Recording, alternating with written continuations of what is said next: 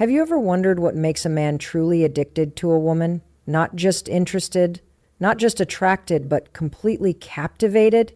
Where he can't stop thinking about her, craving her presence, and feeling an emotional high just from being around her? Most people assume it's about looks, charm, or even luck, but the truth is far deeper than that. Attraction is not just physical, it's psychological. It's emotional. It's something that happens in the deepest layers of a man's mind, often without him even realizing it. And here's where most people get it wrong. They think men fall for women because of something external, how they dress, how they talk, or how they look on the outside. But the real addiction starts within. It starts with the energy you carry, the habits you embody, and the way you make a man feel when he's with you. Because in the end, it's not about being the most beautiful woman in the room. It's about being unforgettable. Stay with me till the end of this video because what you're about to learn is something most women never realize. If you understand these habits and start applying them, you won't just attract a man. You'll create a powerful, undeniable connection that makes him see you as the one woman he never wants to let go of. Now, let's talk about something that most people overlook: the psychology of addiction. What makes a person crave something, whether it's a favorite song, a piece of chocolate, or a certain scent? Addiction is created through emotional association. The brain forms a link between an experience and a feeling. If something consistently makes a person feel good, they start to crave it. It becomes a need, not just a want. And relationships work the same way. A man doesn't just become addicted to a woman because of who she is. He becomes addicted because of how she makes him feel. The emotional experience he gets when he's around her determines everything. If he feels challenged, inspired, excited, and deeply understood, he won't just like her, he'll need her. She becomes his source of emotional fulfillment, the person who sparks his highest emotions and soothes his deepest insecurities. But here's the problem. Most women are conditioned to think that giving more, doing more, and being available all the time is what makes a man love them. They believe that if they are always there, always saying yes, and always proving their worth, they will be cherished.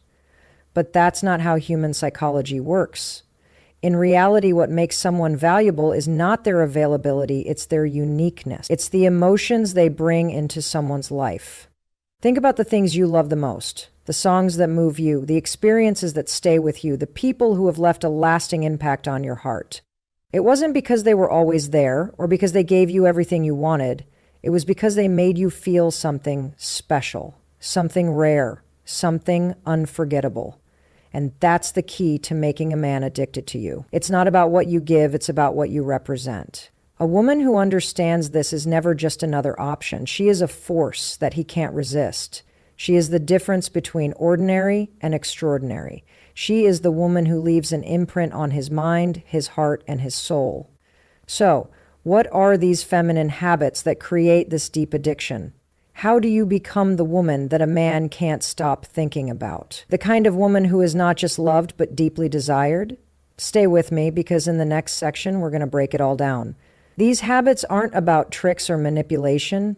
They are about stepping into your true power as a woman and using psychology to create an attraction that lasts. Because when you understand the way a man's mind works, you stop chasing. You stop questioning your worth. You stop feeling the need to prove yourself. Instead, you step into a different kind of energy, one that naturally draws men in. Not because you're trying, but because you've become someone they simply can't stay away from. A man's mind is wired for pursuit. He doesn't just want to like a woman, he wants to crave her. He wants to feel like he's found something rare, something he doesn't want to lose. But here's the secret. It's not about playing games or pretending to be someone you're not.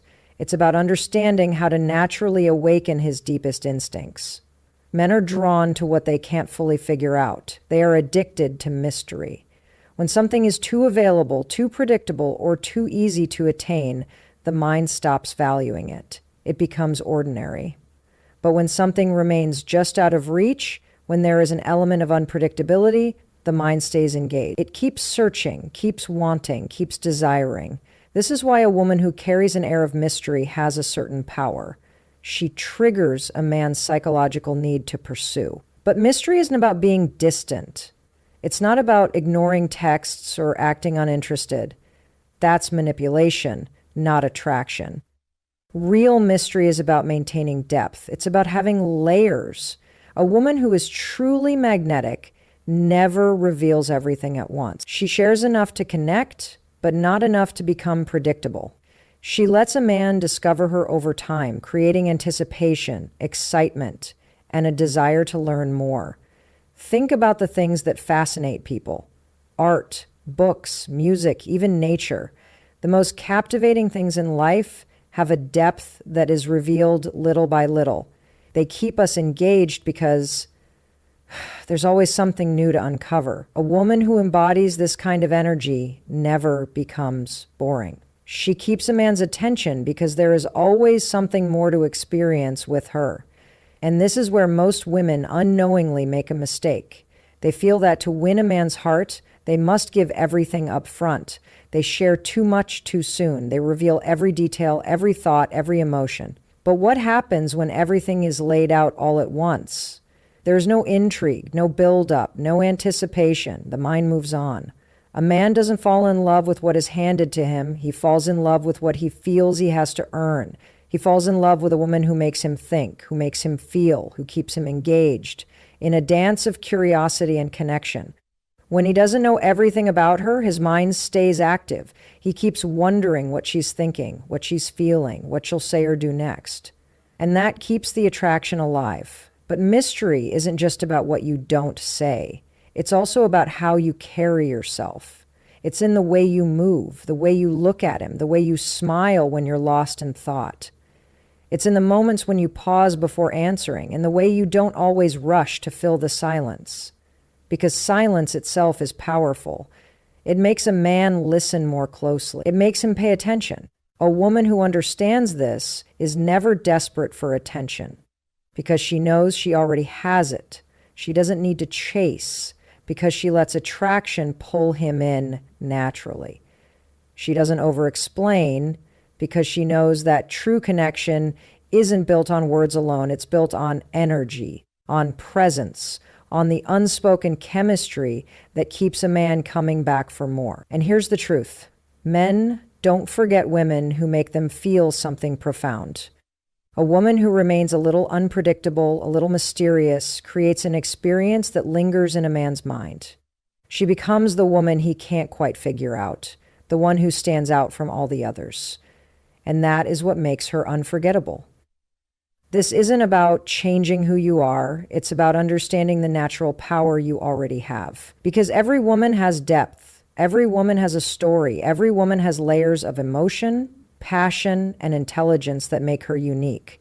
The key is to let those layers reveal themselves slowly in a way that keeps a man engaged, invested, and addicted to the experience of being around you.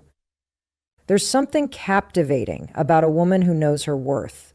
She doesn't seek validation. She doesn't beg for attention. She moves through life with an energy that speaks louder than words, a quiet confidence that makes people stop and take notice. This is the kind of woman who doesn't just attract a man. She leaves an imprint on his soul.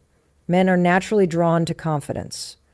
But confidence isn't about arrogance or trying to prove something. It's about certainty. It's about a deep, unshakable belief in yourself that shows up in the way you carry yourself, in the way you speak, in the way you handle situations without losing your sense of self. A confident woman doesn't need to tell people she's valuable. She simply is. And people feel it. Men crave this energy because it's rare. Most people walk through life full of self-doubt, constantly seeking approval from others. But a woman who moves differently, who doesn't rely on outside opinions to feel good about herself, stands out. She has a presence that commands respect, and respect is the foundation of attraction. But confidence isn't just about how you present yourself to the world. It's about how you treat yourself when no one is watching. A woman who respects herself sets boundaries. She doesn't tolerate disrespect. She doesn't lower her standards just to keep someone in her life. She understands that real love is not about sacrificing her self-worth. It's about being with someone who sees her value and rises to meet it. A man will always test a woman's sense of self. Not intentionally, but because it's in his nature to challenge what he wants to understand. He wants to see if she really means what she says, if she really stands by her values, if she truly respects herself as much as she claims. And the moment a woman bends her boundaries, the moment she allows disrespect in fear of losing him, something shifts. The attraction fades, the admiration weakens. Because deep down, a man doesn't just want a woman he can have, he wants a woman he has to earn. This is where many women go wrong. They think that by being overly accommodating, always available, always saying yes, they will make a man love them more. But the truth is, people don't appreciate what comes too easily. When a woman gives too much without requiring anything in return, she teaches a man that he doesn't have to try, that he doesn't have to invest, that he can take her for granted. A woman who understands her worth doesn't play these games. She knows that love is not about chasing or convincing. It's about mutual effort, mutual respect, mutual investment. She doesn't need to demand attention because her presence naturally commands it. She doesn't have to force a connection because the right man will recognize her value and rise to meet her standards. And this is the kind of woman a man becomes addicted to. The woman who doesn't just give him what he wants, but makes him want to be better. The woman who challenges him not by playing games, but by being so deeply grounded in her own self-worth that he can't help but respect her. She doesn't beg for love. She doesn't accept half-hearted effort. She sets the standard, and in doing so, she inspires him to rise. The most attractive women in the world are not the ones who are the most physically beautiful. They are the ones who radiate a deep, unshakable sense of self. The ones who don't settle for less than they deserve. The ones who understand that true love is not about being chosen, it's about being valued. And that kind of energy is impossible to ignore. There's a kind of woman who lingers in a man's mind long after she's left the room, not because of what she said, not because of what she did, but because of the way she made him feel. She carries an energy that is rare, a presence that is unforgettable. And it's not about trying to impress or perform. It's about something much deeper, something that tugs at the very core of a man's instinct. It's her softness, her warmth, her ability to make a man feel seen in a world that often tells him to stay strong, stay guarded, stay distant. A man may act tough, but beneath it all, he longs for a space where he can exhale, a space where he doesn't have to prove anything, a space where he feels safe, accepted, and appreciated. A woman who understands this has an almost magnetic pull. She doesn't chase. She doesn't force connections. She creates an environment where a man naturally wants to lean in, to open up, to let his guard down. She does this not through words, but through energy, through presence, through the way she listens, the way she responds, the way she makes him feel valued without losing her own value in the process. This doesn't mean becoming overly accommodating or ignoring her own needs. It means striking a balance between strength and softness. A woman who knows how to hold her own yet still makes space for a man's emotions is rare. And rarity breeds obsession. Most people go through life wearing masks, hiding their vulnerabilities, afraid of being truly seen. But a woman who can see beyond the surface, who can recognize when a man is struggling, even when he won't say it, creates a connection that goes beyond attraction. She becomes irreplaceable. She doesn't try to fix him. She doesn't try to heal his wounds. She simply understands. And in that understanding, he finds something he can't easily walk away from. Because in a world full of fleeting connections, real emotional depth is priceless. But here's the key. She doesn't give this energy to just anyone. She doesn't pour herself into men who haven't earned it. She chooses wisely. She understands that her warmth is a privilege, not something to be handed out freely. She protects her peace, and in doing so, she teaches a man to respect it. Men are drawn to a woman they can admire, but they stay addicted to a woman they can trust with their soul. A woman who doesn't just listen to their words, but understands what they're not saying. A woman who doesn't judge their weaknesses, but instead holds space for them to be human. This is not about playing a role or pretending to be something you're not. It's about embracing the feminine energy that has always been within you. The ability to be strong yet kind, to be independent yet nurturing, to be a force yet a refuge. When a man finds this in a woman, he doesn't just want her, he needs her. He doesn't see her as an option, he sees her as the one. Because what she offers is not something he can find just anywhere. And once he experiences it, there is no going back. There's a difference between a woman who is noticed and a woman who is unforgettable. A difference between temporary excitement and lasting attachment.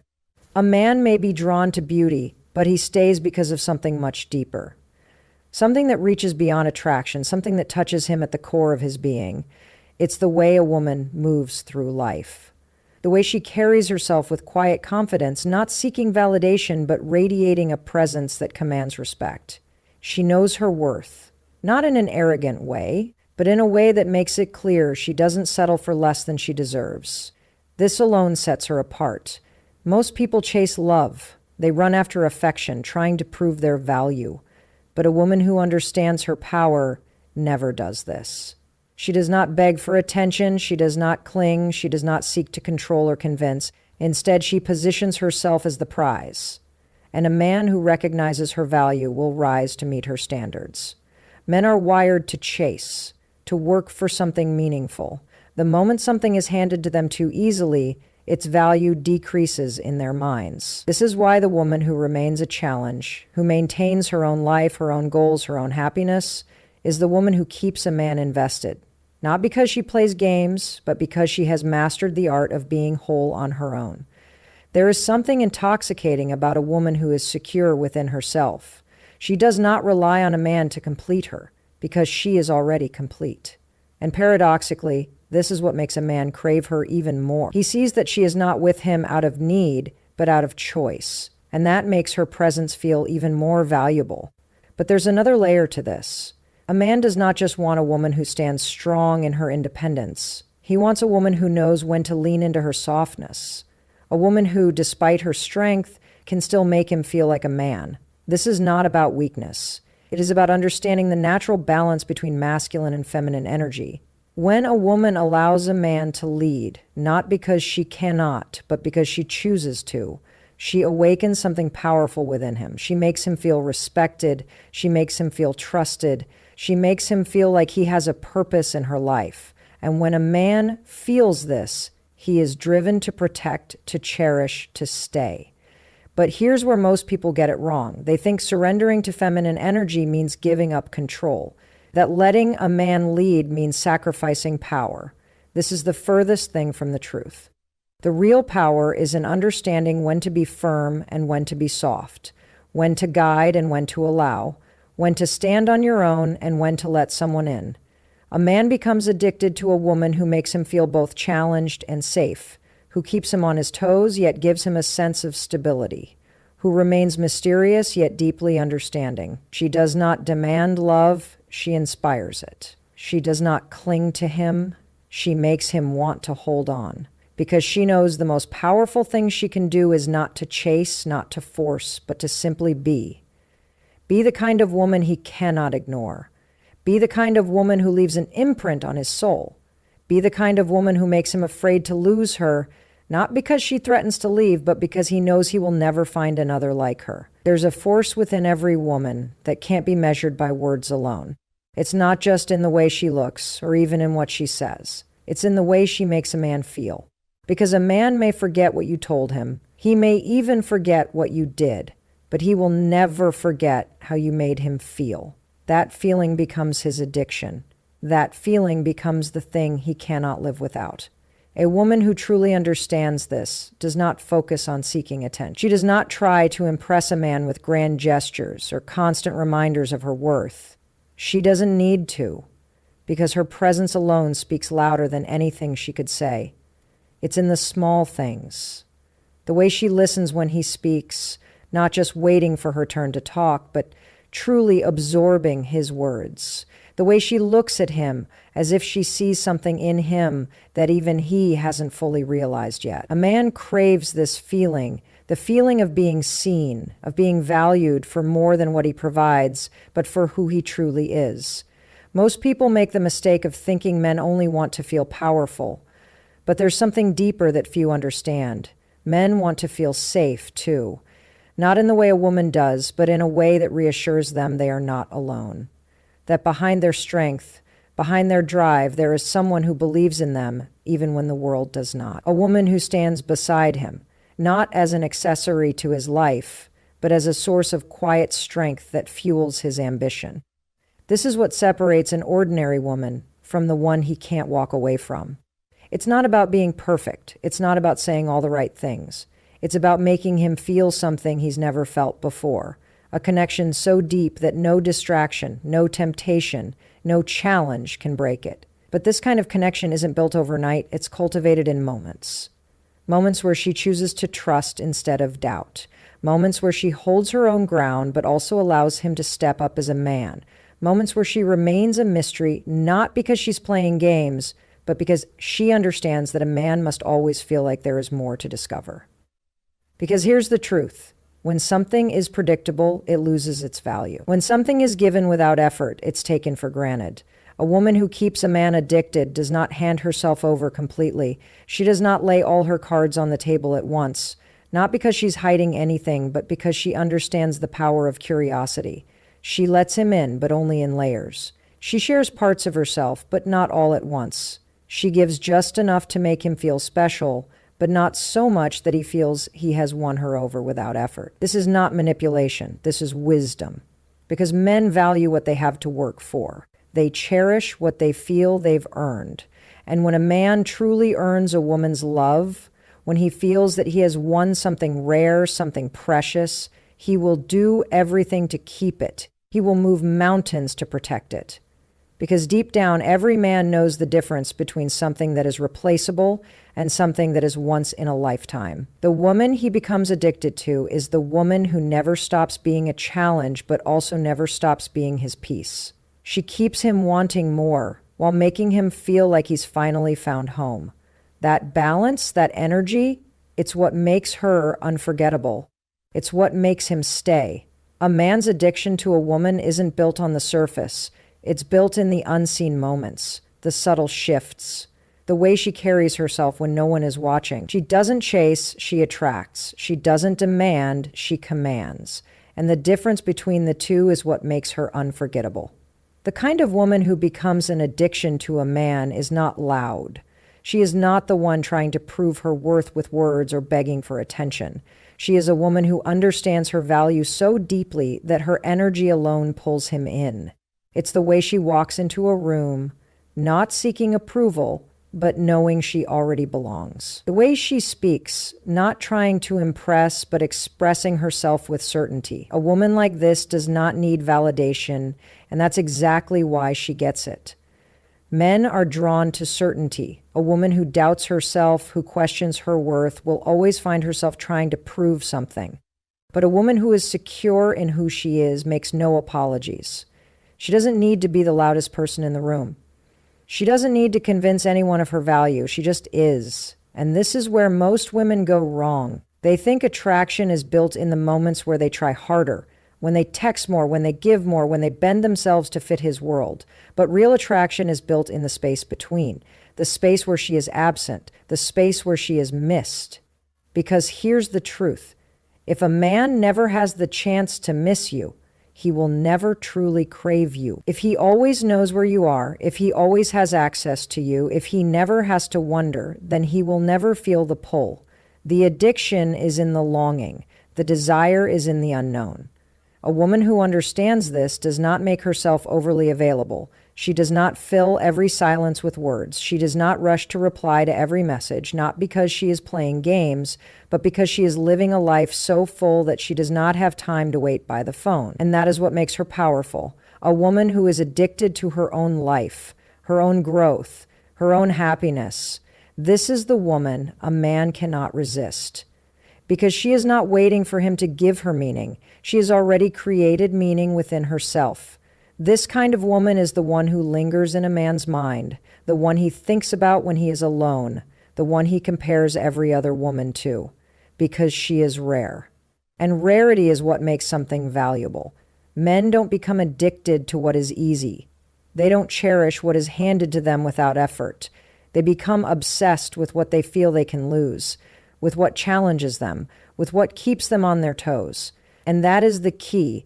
never become predictable, never become so accessible that he stops wondering about you.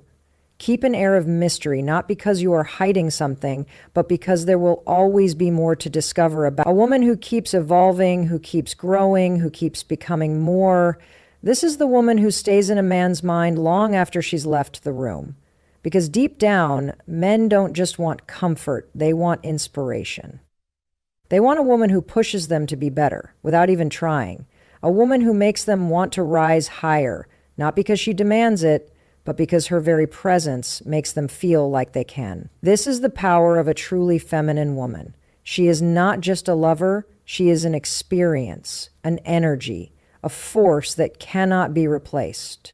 A woman's presence should leave an imprint on a man's mind, not because she forces herself to be noticed, but because her essence lingers. She is the kind of woman who does not demand attention, yet it follows her. She does not beg for love, yet it finds her, because she carries herself with a quiet confidence that is impossible to ignore. A man cannot become addicted to what is ordinary. He becomes addicted to what feels different, to what sparks something deep within him. And a woman who understands this knows that true power does not come from trying to be what a man wants. It comes from being so in tune with herself that she naturally becomes what he needs. This is not about pretending to be something you are not.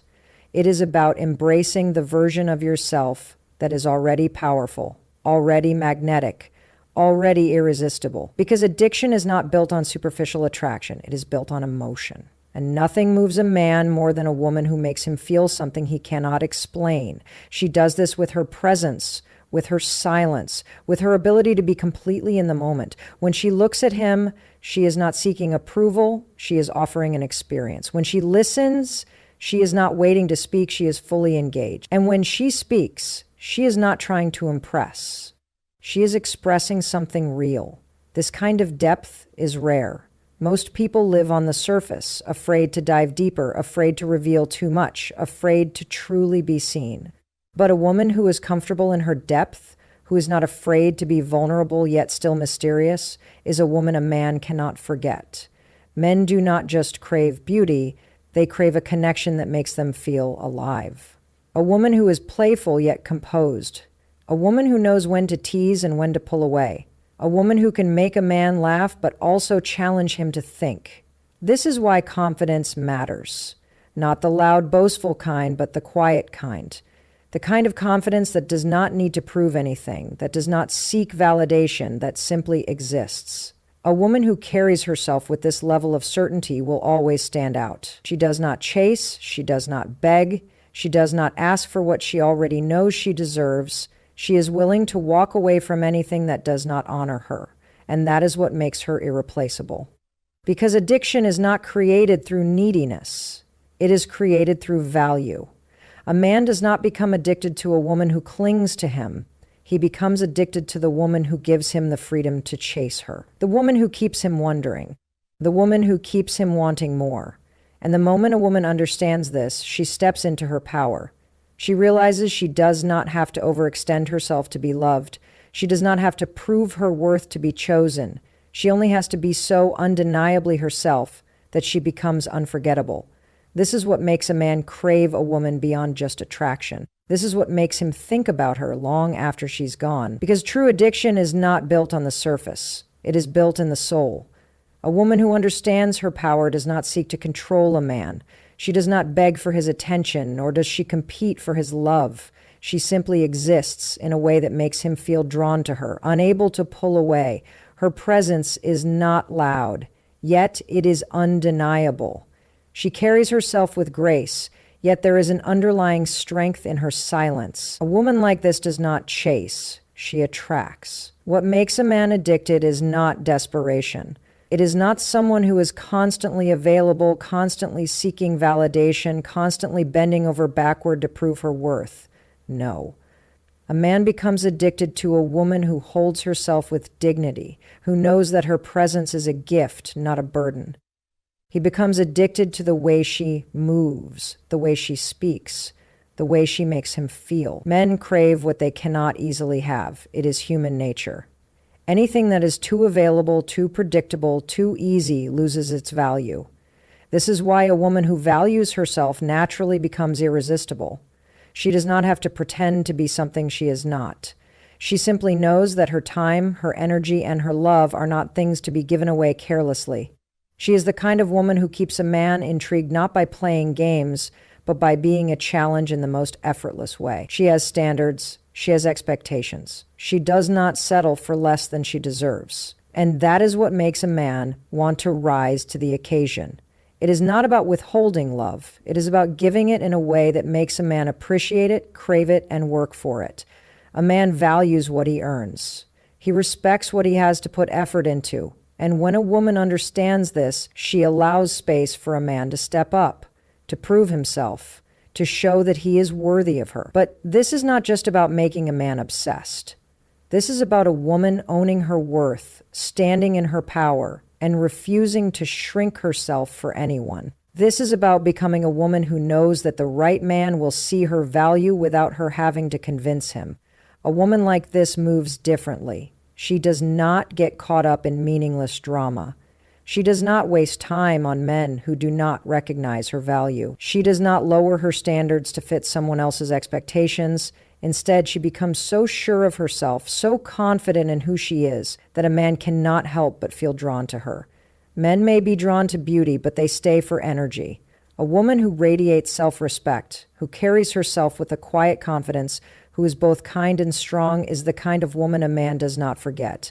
She does not need to seek validation because she already knows she is enough. And that kind of certainty is intoxicating. She is not afraid to walk away. She does not settle for half-hearted love or inconsistent effort. And this is what makes a man step up. Because when a man knows that losing a woman like her is a real possibility, he does not take her for granted. He does not treat her as just another option. He does not assume she will always be there. Addiction is not built on availability. It is built on presence. It is built on depth. It is built on a woman who knows that her love is valuable and who gives it only to a man who truly deserves it. A woman who truly understands her value does not rely on words to prove it. Her actions speak louder than anything she could ever say. She moves with certainty, not because she is trying to impress, but because she knows who she is. And in that knowing, she becomes magnetic. Men are not drawn to chaos. They do not crave unpredictability in a way that makes them feel unstable. What they crave is a woman whose presence brings them a sense of purpose, a sense of peace, and a sense of desire all at once. A woman who knows how to balance her strength with softness, her ambition with warmth, and her independence with connection. When a woman masters this balance, she becomes unforgettable. She does not need to constantly remind a man of her worth because he feels it in her every move.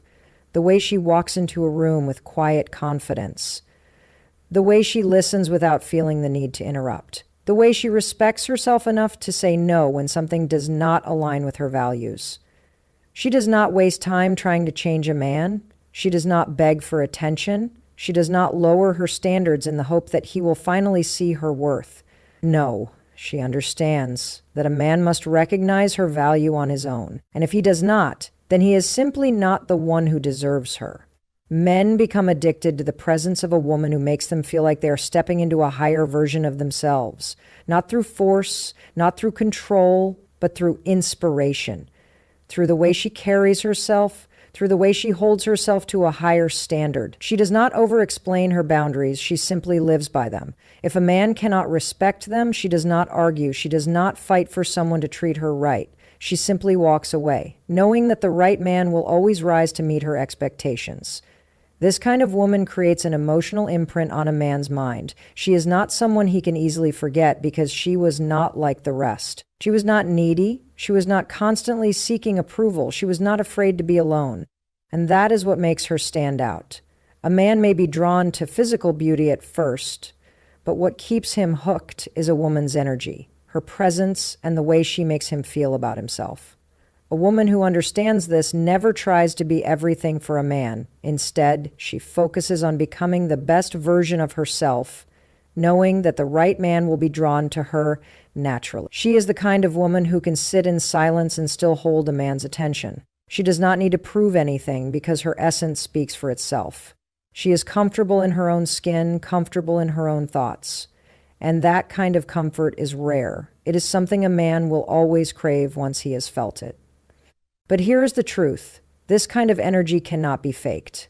It is not a game. It is not about manipulation. It is about truly becoming the kind of woman who commands respect simply by being herself.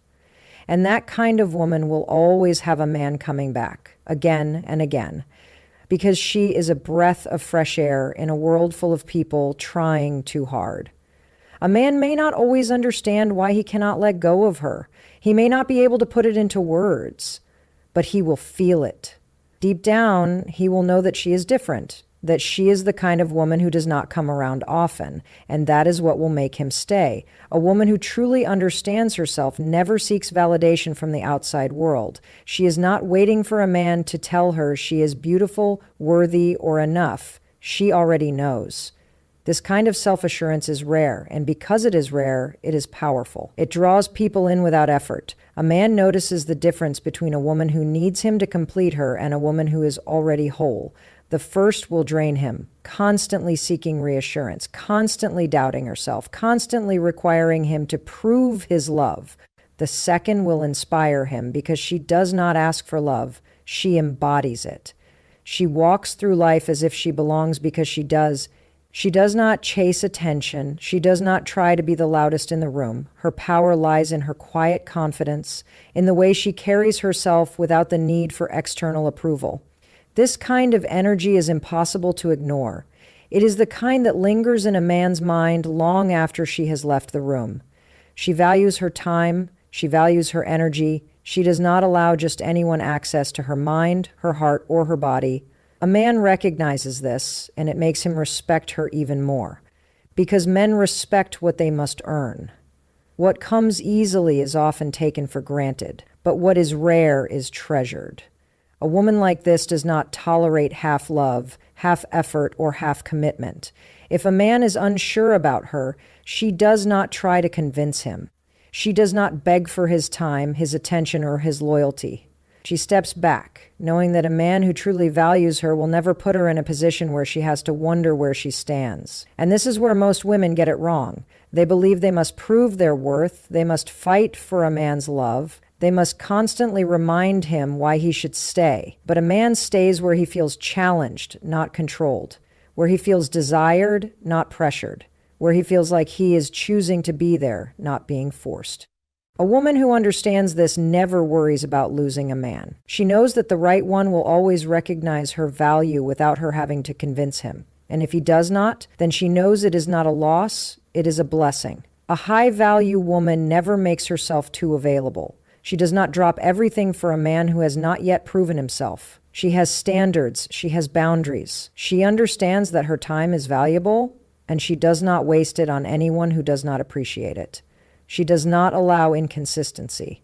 If a man is unsure, if he plays games, if he disappears and reappears when it is convenient for him, she does not engage. She does not tolerate breadcrumbs of affection. She does not sit around wondering when he will finally realize what he has, because she knows that a man who truly wants her will never put her in that position. Her power is in her ability to walk away from anything that does not serve her. She is not afraid to be alone because she knows she is never truly alone. She has herself. She has her dreams, her goals, her passions. She does not waste time waiting for a man to choose her. She chooses herself first.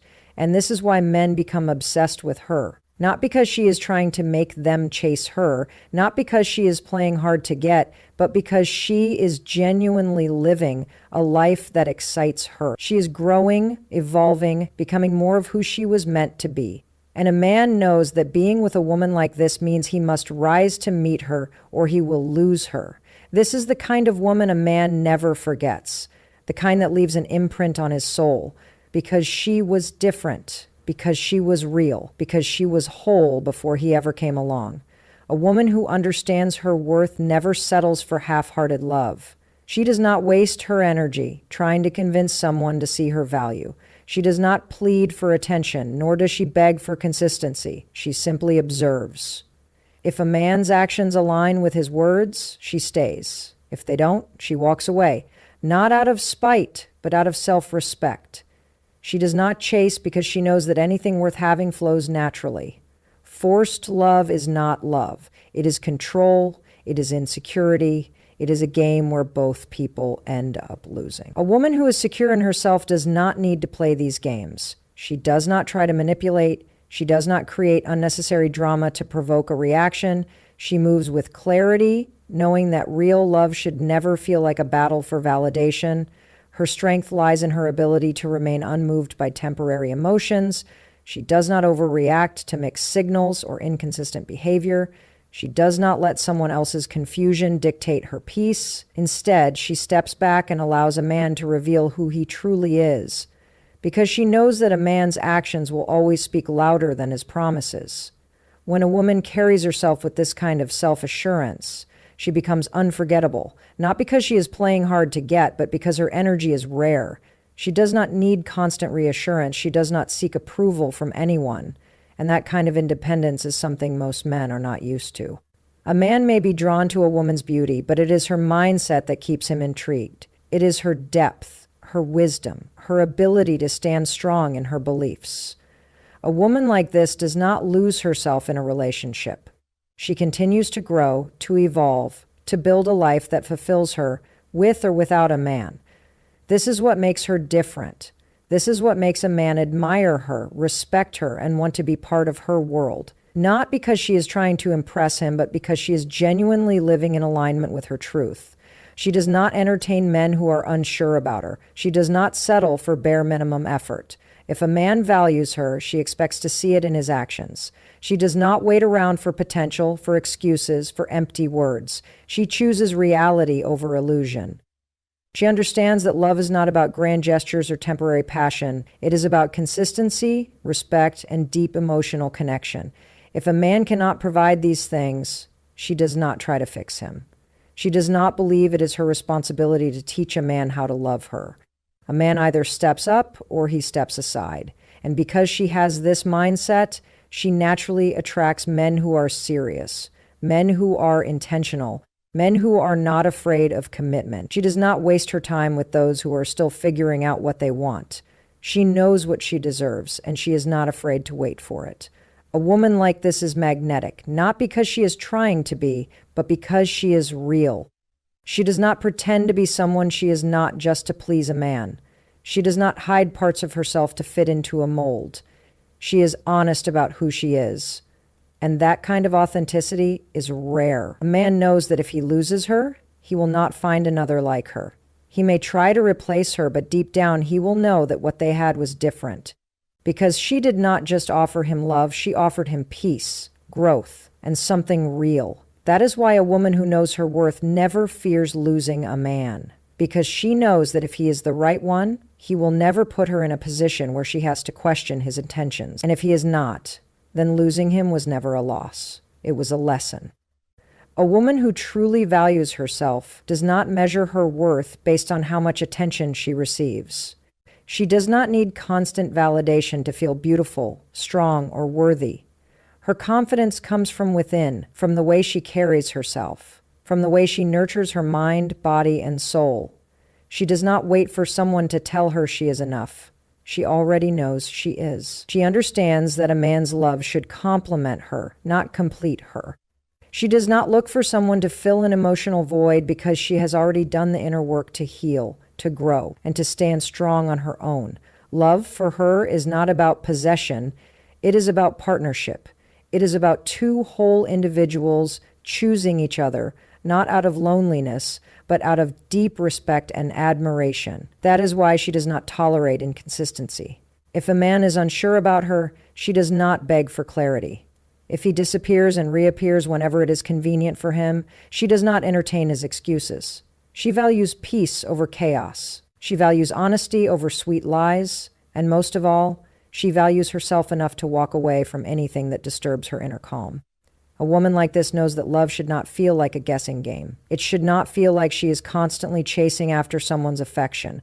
Real love is steady, intentional, and clear. She does not have to decode mixed signals or analyze every little action. When a man is serious about her, he will leave no room for doubt. But the truth is, not every man is ready for a woman who carries herself this way. Some men mistake her confidence for arrogance. Some see her independence and assume she does not need them. Others feel intimidated because she does not rely on manipulation, mind games, or unnecessary drama to keep a relationship exciting. She brings peace, not chaos, depth, not superficiality. And unfortunately, not every man is prepared to handle that. Yet she does not lower her standards to make someone else comfortable. She does not shrink herself to fit into a relationship that does not honor her. She stands firm in who she is, knowing that the right man will recognize her value without her having to prove anything. A man who is ready for a woman like this will step up. He will not play games. He will not test her patience by keeping her waiting. He will not make her question his feelings. Instead, he will move with certainty. He will prioritize her, not as an option, but as someone he genuinely respects and wants in his life. And she will know the difference. She will recognize a man who loves with depth, with integrity, with consistency. She will see it in the way he listens, in the way he makes time, in the way he shows up for her even in the smallest ways. Love to her is not measured by grand gestures. It is measured by effort, by presence, by the quiet everyday moments that prove his love is real. That is why she does not chase. She attracts, not by playing hard to get, but by simply being herself, by living with purpose, by embracing her worth, by choosing to focus on her own growth rather than wasting energy on someone who does not see her value. She knows that real love is not about control, nor is it about losing herself in another person. It is about two individuals who continue to evolve, to support each other, to build something meaningful together. And if a man cannot meet her at that level, she has no problem walking away. Because she understands something many people fail to grasp. The love you accept is a reflection of how you see yourself. When you value yourself deeply, you will not settle for half-hearted love. You will not tolerate being treated as an afterthought. You will not hold on to someone who does not hold on to you with the same care and intention. And that is the power of a woman who knows her worth. She does not allow the fear of loneliness to keep her stuck in a situation that does not serve her. She does not let temporary emotions make permanent decisions. She trusts herself, she trusts her journey, and most importantly, she trusts that the right love will never require her to abandon herself in the process. A woman who truly understands her worth does not allow her emotions to control her decisions. She does not let temporary feelings cloud her judgment or make her settle for less than she deserves. She has learned that love is not about how much she gives to prove herself. It is about how much she respects herself while giving. She does not lose herself in a relationship, forgetting her own dreams, goals, and identity. She knows that a man who genuinely loves her will never ask her to shrink herself to fit into his life. Real love does not ask her to abandon who she is. It encourages her to grow, to flourish, to become even stronger. That is why she pays attention to actions, not just words. She knows that a man can say all the right things, make beautiful promises, and paint a perfect picture of the future, but words mean nothing without action. She looks for consistency, effort, and follow-through. If a man tells her he cares but does not show it, she believes what he does, not what he says. She does not waste time trying to change someone who is not ready. She understands that a man will only change for himself, not because she forces him to. Love is not about fixing someone, nor is it about waiting for potential. A woman who values herself does not stay in a relationship hoping that one day he will become the man she needs. She does not invest her heart in promises of change. She invests in what is real, in what is already present. She does not beg for love, attention, or respect. She does not over-explain her worth to someone who refuses to see it. She has nothing to prove. If a man does not recognize her value, she lets him go with grace, knowing that holding on to the wrong person will only block the right one from coming into her life. Her time is precious, and she does not waste it on situations that drain her energy. She protects her peace. She walks away from toxic patterns. She does not entertain drama or relationships filled with uncertainty and stress. A man who brings chaos into her life, who keeps her in a cycle of confusion and disappointment, does not deserve access to her heart. She understands that loneliness is not a reason to accept less. She would rather be alone than in a relationship that makes her feel alone. She does not settle out of fear, out of pressure, or out of the belief that love must always be a struggle. She knows that the right love will bring her joy, not just pain. It will challenge her to grow, not break her down. It will feel safe, not like a battle. That is why she sets boundaries and sticks to them. She does not allow a man to disrespect her and then forgive him simply because she loves him. Love does not excuse mistreatment. Love does not mean accepting behavior that goes against her self-worth. If a man crosses her boundaries, she does not make excuses for him. She enforces them. She does not keep giving unlimited chances to someone who repeatedly proves that he does not deserve them. She moves with confidence, knowing that the love she desires is possible. She does not lower her standards because others tell her she is asking for too much. She knows that the right man will not see her expectations as a burden. He will see them as a reflection of her value. He will not be intimidated by her strength. He will be inspired by it. And when she meets a man who loves her the way she deserves, she recognizes it instantly. He does not play games. He does not keep her waiting, wondering where she stands. He does not make her question his feelings. He shows up, he makes an effort. He makes her feel secure, respected, and appreciated. She feels at peace with him. There is no constant fear of losing him, no anxiety over whether he is serious. His actions align with his words. His presence is reassuring, not confusing. He does not just say he loves her. He proves it in 1,000 little ways every day. And because she has waited for this kind of love, because she has not settled for anything less, she embraces it fully. She does not push it away out of fear. She does not sabotage it because of past heartbreaks. She allows herself to receive the love she has always given. She knows that love is not about chasing or convincing someone to see her worth. It is about two people choosing each other every single day with respect, care, and deep admiration.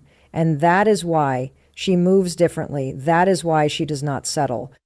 That is why she loves herself first. Because she knows that the way she loves herself will always set the standard for how others love her in return. A woman who truly understands herself knows that love is not about losing her identity, but about sharing her world with someone who values it. She does not compromise her principles just to keep a relationship alive. She does not allow herself to shrink, to become less than she is, just to fit into someone else's expectation. She stands firm in her truth, knowing that the right man will admire her for her strength, not be threatened by it. She is not afraid to be alone because she has built a life she loves. Her happiness does not depend on a relationship. It is something she creates within herself. She does not seek validation from a man. She already knows her worth. This is why she does not tolerate half-hearted love, inconsistent effort, or empty words. She believes in love that is whole, love that is real, love that does not leave her questioning her place in someone's life. She knows that respect is the foundation of any strong relationship. A man who respects her does not play games with her emotions, does not manipulate her into doubting herself, and does not make her feel like she must earn his love. He gives it freely because he knows she deserves it. He sees her as his equal, not as someone to control or fix. She is aware of the power of patience. She does not rush into relationships out of fear of being alone. She takes her time, observes, and lets a man prove his intentions through his actions. She understands that love is not something to be forced. It is something that unfolds naturally when two people are truly aligned. If a man is inconsistent, she does not chase him. She lets him go. She knows that the right person will never make her feel like she is asking for too much. She values honesty and emotional maturity. She does not entertain men who avoid communication, who shut down when things get difficult, or who refuse to take responsibility for their actions. A strong woman needs a strong partner, someone who is emotionally available, who listens, who understands that relationships require effort from both sides. She does not let past heartbreaks define her future. She knows that not all men are the same, and she refuses to let old wounds keep her from experiencing real love. She heals, she grows, and she moves forward with an open heart but guarded wisdom. She has learned to trust her intuition, to recognize the red flags early, and to walk away before wasting time on the wrong person. She knows that a man's love is not measured by grand gestures alone, but by the small, everyday moments. It is in the way he listens when she speaks, in the way he supports her dreams, in the way he makes her feel safe without her having to ask. It is in his consistency, in his ability to show up, in his willingness to grow alongside her.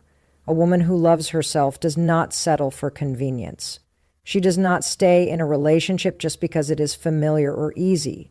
She is not afraid to start over if it means choosing herself over a love that drains her. She would rather be single than in a relationship that makes her feel unappreciated.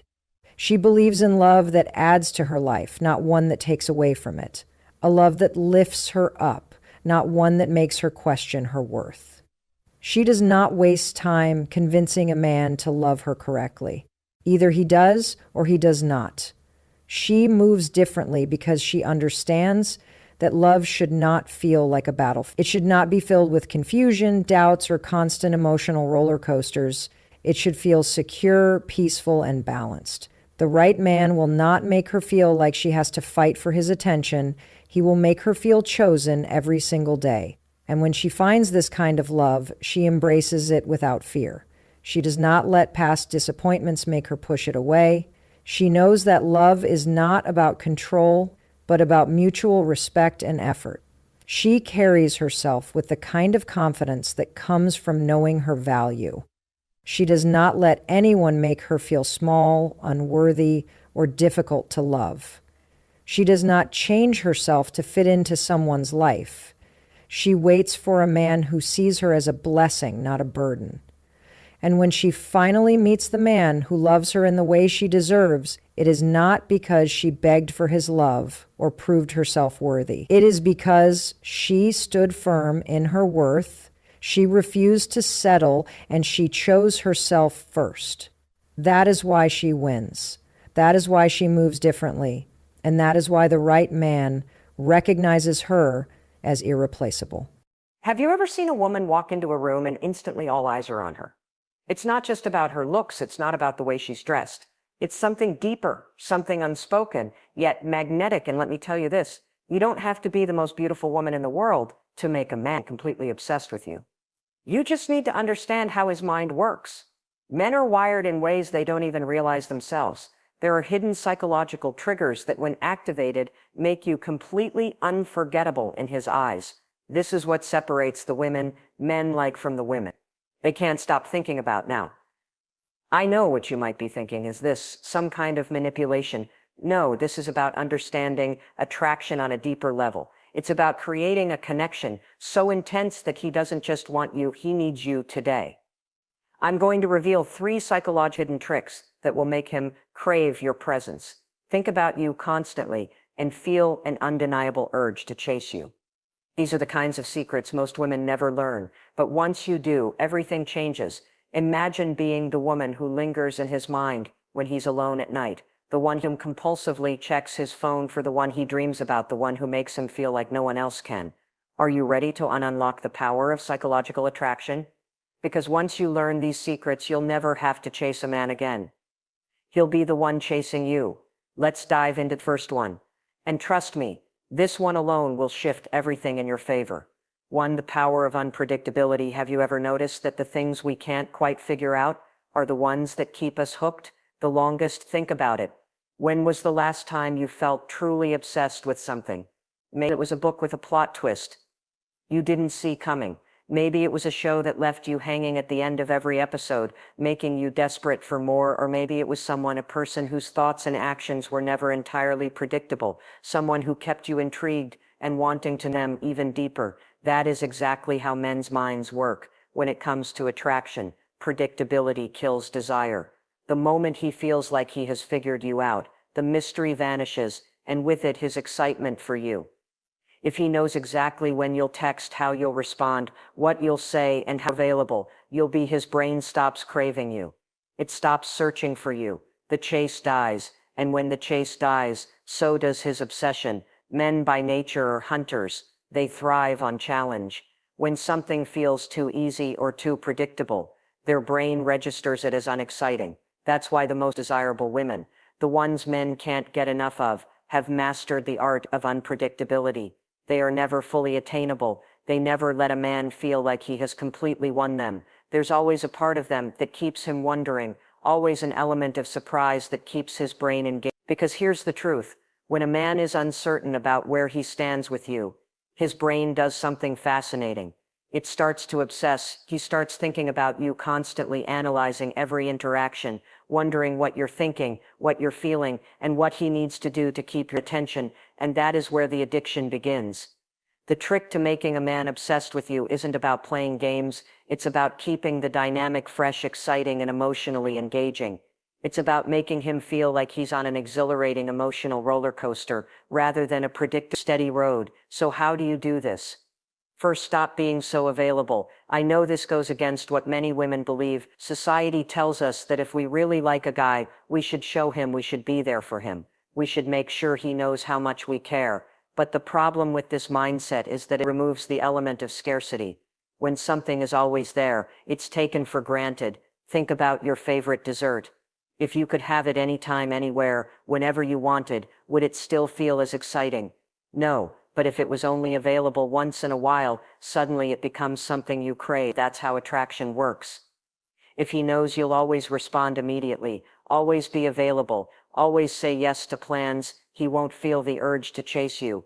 Instead, let him feel your absence. Make him wonder what you're doing. Delay your response. Sometimes be busy with your own life. This doesn't mean you should ignore him or play hard to get it. It means you should genuinely cultivate a life that doesn't revolve around him, because when he realizes that he has to work for your attention, that's when he starts craving it. Second, keep him guessing. If every interaction feels predictable, his brain will lose interest.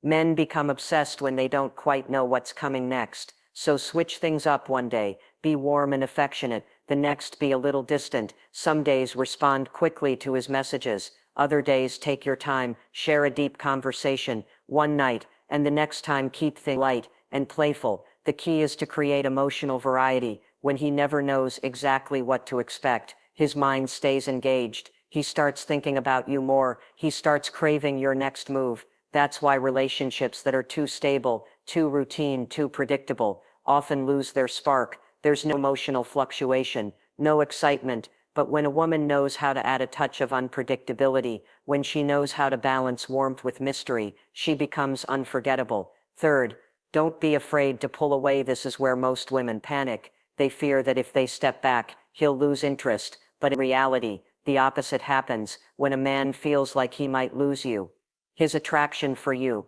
skyrockets. Think about how our minds work. When we believe something is secure, we don't think about it much. But the moment there's a chance we might lose it, it suddenly consumes our thoughts. That's why people become obsessed with things they can't have. When a man feels like your attention is not guaranteed, he starts valuing it more. If you notice him taking you for granted, don't complain, don't argue, just pull back, give him space to feel your absence. Let him sit in the discomfort of missing you. Let him wonder what you're doing, because the moment he realizes he might not have you as easily as he thought, that's when he starts working for you.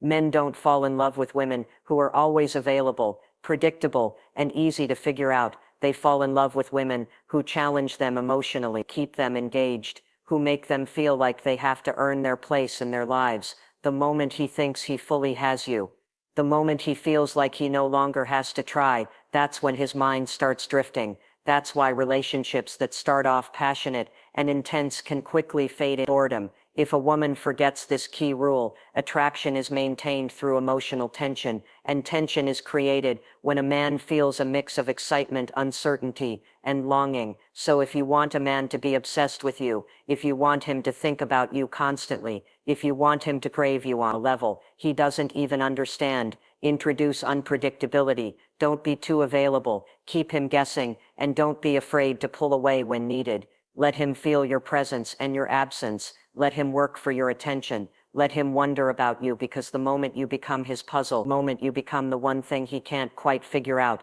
that's the moment his mind will never let you go. Now here's where things get even more interesting. Unpredictability is just the beginning. If you really want to make a man need you, there's another level of psychological attraction. You must tap into something deeper, something that anchors his emotions to you in a way that makes him feel like no one else in the world can replace you. And that's exactly what we're about to explore. Next, 2. Create emotional anchors. Have you ever wondered why some people stay in our minds long after they're gone? Why certain moments replay in our heads over and over and over, making us feel something so deeply that it almost becomes addictive? This is the secret to making a man obsessed with you, not just interested, but truly hooked on the emotions he associates with you. Attraction isn't just about look, chemistry, or even compatibility. It's about emotional experiences. A man becomes addicted to a woman when she creates emotional anchors, moments so powerful that his brain starts linking her presence to intense feelings he can't get anywhere else. When you become the source of his most high emotions, he won't just like you, he'll crave you. Men are emotional creatures even if they don't always show it. While they may not express emotions the same way women do, they feel just as deeply. The key to making him obsessed is to embed yourself in his emotional world in a way that's unforgettable. The best way to do this, create moments of extreme emotional highs. The human brain doesn't remember everything equally. It filters out the ordinary and holds on to the extraordinary. That's why the relationships that affect us the most are the ones where we felt the strongest emotions, whether it was passion, excitement, deep connection, or even the pain of longing. If you can be the woman who brings out his most powerful emotions, his brain will start associating you with intensity, thrill, and deep connection. That's when he becomes emotionally addicted to you. The first way to create emotion anchors is through excitement and adrenaline. Science has proven that when people experience high adrenaline activities together, they form a stronger bond. Why? Because their brains associate that rush of excitement with the person they're with. That's why first dates that involve thrill like roller coasters, adventurous activities, or even something as simple as spontaneous unpredictability lead to stronger attraction than just a casual dinner. If you want to make him obsessed with you, create experiences that get his heart racing. It doesn't have to be extreme. It just needs to be something out of the ordinary. Surprise him with an unplanned road trip. Take him somewhere new and unexpected. Do something neither of you has done before. The key is to make him associate you with feelings of exhilaration and adventure, because once his brain connects you with excitement, he won't just want you, need you. Another way to build emotional anchors is through deep emotional connection. People don't become obsessed with surface level relationships. They become obsessed with those who see them in ways no one else does. The truth is, most men crave emotional connection, but rarely get it. They live in a world where they're expected to be strong, logical, and unemotional, which means they rarely get the chance to open up. But when a woman comes into his life who understands him on a deeper level, who sees his dreams, fears, and vulnerabilities without judgment, she becomes irreplaceable. So if you want to make him emotionally hooked, become the woman who makes him feel safe enough to be himself. Ask him deep questions, ones that go beyond small talk. Get into his mind, his past, his desires. Make him feel seen in a way no one else ever has. The more he opens up to you, the more his brain will associate with emotional safety and connection. And once that happens, he won't be able to imagine life without you. But here's where it gets even more powerful: the element of nostalgia. Have you ever noticed how certain songs, places, or even scents can transport you back to a memory instantly? That's because our brains are wired to attach emotions to sensory experiences. If you want a man to constantly think about you, create triggers that will remind him of you, even when you're not around. Maybe it's a certain perfume you always wear, one that every time he smells it, he thinks of you. Maybe it's a song you share that instantly brings back the way he felt in your presence. Maybe it's an inside joke, a secret handshake, or even a specific way you say his name. These small things seem insignificant, but they are powerful psychological tools that keep you embedded in his mind long after you're gone. Triggers will bring you back to him, making him miss you, want you, and feel like he needs you back in his life. And then there's the push and pull effect. This is one of the most powerful emotional anchors you can create, and it's what makes a man feel like he's in an emotional roller coaster with yours. The truth: constant emotional stability does not create obsession. Emotional fluctuations do. That's why people get addicted to dramatic love stories, roller coaster relationships, and those experiences where they feel highs and lows. You don't need to create toxic drama, but you do need to introduce a balance of giving and withdrawing. When you shower him with attention, affection, and deep emotional connection, he feels high on love, but if you always give it to him freely, he won't appreciate it. That's why you need to occasionally pull back, not as a game, but as a way to make him realize your value. The moment he feels like he's at risk of losing that emotional connection with you, his mind will panic. He'll start craving you more, needing to know where he stands with you, and working harder to get that emotional hive. Now let me ask you this: have you ever had someone in your life made you feel so deeply, so intensely, that you couldn't stop thinking about them? That's what emotional anchors do. They make a person unforgettable. And if you want a man to be obsessed with you, to wake up thinking about you, and go to bed dreaming about you, this is how you do it. Create memories, burn into his brain experiences that flood him with emotion, and triggers that bring you back to him, even when you're not there. Now, if you've been enjoying these secrets so far, do me a favor, like this video and comment number 1. If this is resonating with you, I want to know that you're here, you're soaking this in, and that you're ready to use these secrets in your own life. And if you haven't already, make sure you subscribe, because the next psychological trick is the one that truly cements your place in his mind forever. The one that makes him feel like he can't breathe without you. You don't want to miss this. Stay with me because it's about to get even deeper. 3. The loss and reward cycle. Have you ever noticed that people crave what they can't fully have? That the moment something feels like it's slipping away, we suddenly want it even more. This is the core of what I call loss and reward cycle. One of the most powerful psychological triggers that make a man obsessed with you. Because here's the truth: what comes too easily is rarely valued. If a man feels like he has you, no matter what, if he believes that no matter how much effort he puts in, you'll always be there, he won't feel the urgency to chase you, to fight for you, to keep you. But the moment he senses that he could lose you, that's when his instincts kick in. That's when his brain starts working overtime, pushing him to do whatever it takes to secure you. And that's exactly what we're going to tap into right now. Men by nature are wired to pursue what feels scarce. It's part of their evolutionary psychology. Think about it in history. The most valuable things, gold, diamonds, status, power, have always been rare, difficult to obtain, and even harder to keep. And when something is scarce, its value increases. Same applies to attraction and relationships. If a man believes he has won you completely, and that you're emotionally locked in, no matter what he does, he starts to take your presence for granted. But if he feels there's a risk of losing you, that's when he shifts into fight mode. That's when he starts chasing again, trying harder, investing more, because now your presence in his life is something he can't be sure of. The way to trigger this in a man is by creating contrast, the feeling of having you, and then experiencing the fear of losing you. This doesn't mean playing toxic games, deliberately hurting him. It means understanding how to balance reward and withdrawal, so that he constantly feels a push-pull dynamic that keeps his emotions engaged. When he feels completely secure, gently pull away. Let him feel your absence. Let him wonder what you're up to. Let him feel a slight void where your energy used to be. And then when he starts chasing again, reward him with warmth, affection, and attention. This cycle keeps a man emotionally invested in you. Here's how you do it. First, give him a taste of deep emotional connection. Make him feel like he's the only man in the world. When you're together, be fully present, laugh with him, touch him in ways that make his heart race, share deep moments that make him feel like he's never connected with anyone like this before. Let him experience you in your full radiant feminine energy. Let him feel on top of the world. But, and this is crucial, make this state permanent at some point. Pull back just slightly. Be a little less available. Let there be a slight shift in energy. Maybe you don't reply as fast as usual. Maybe you're suddenly busy with something exciting in your own life.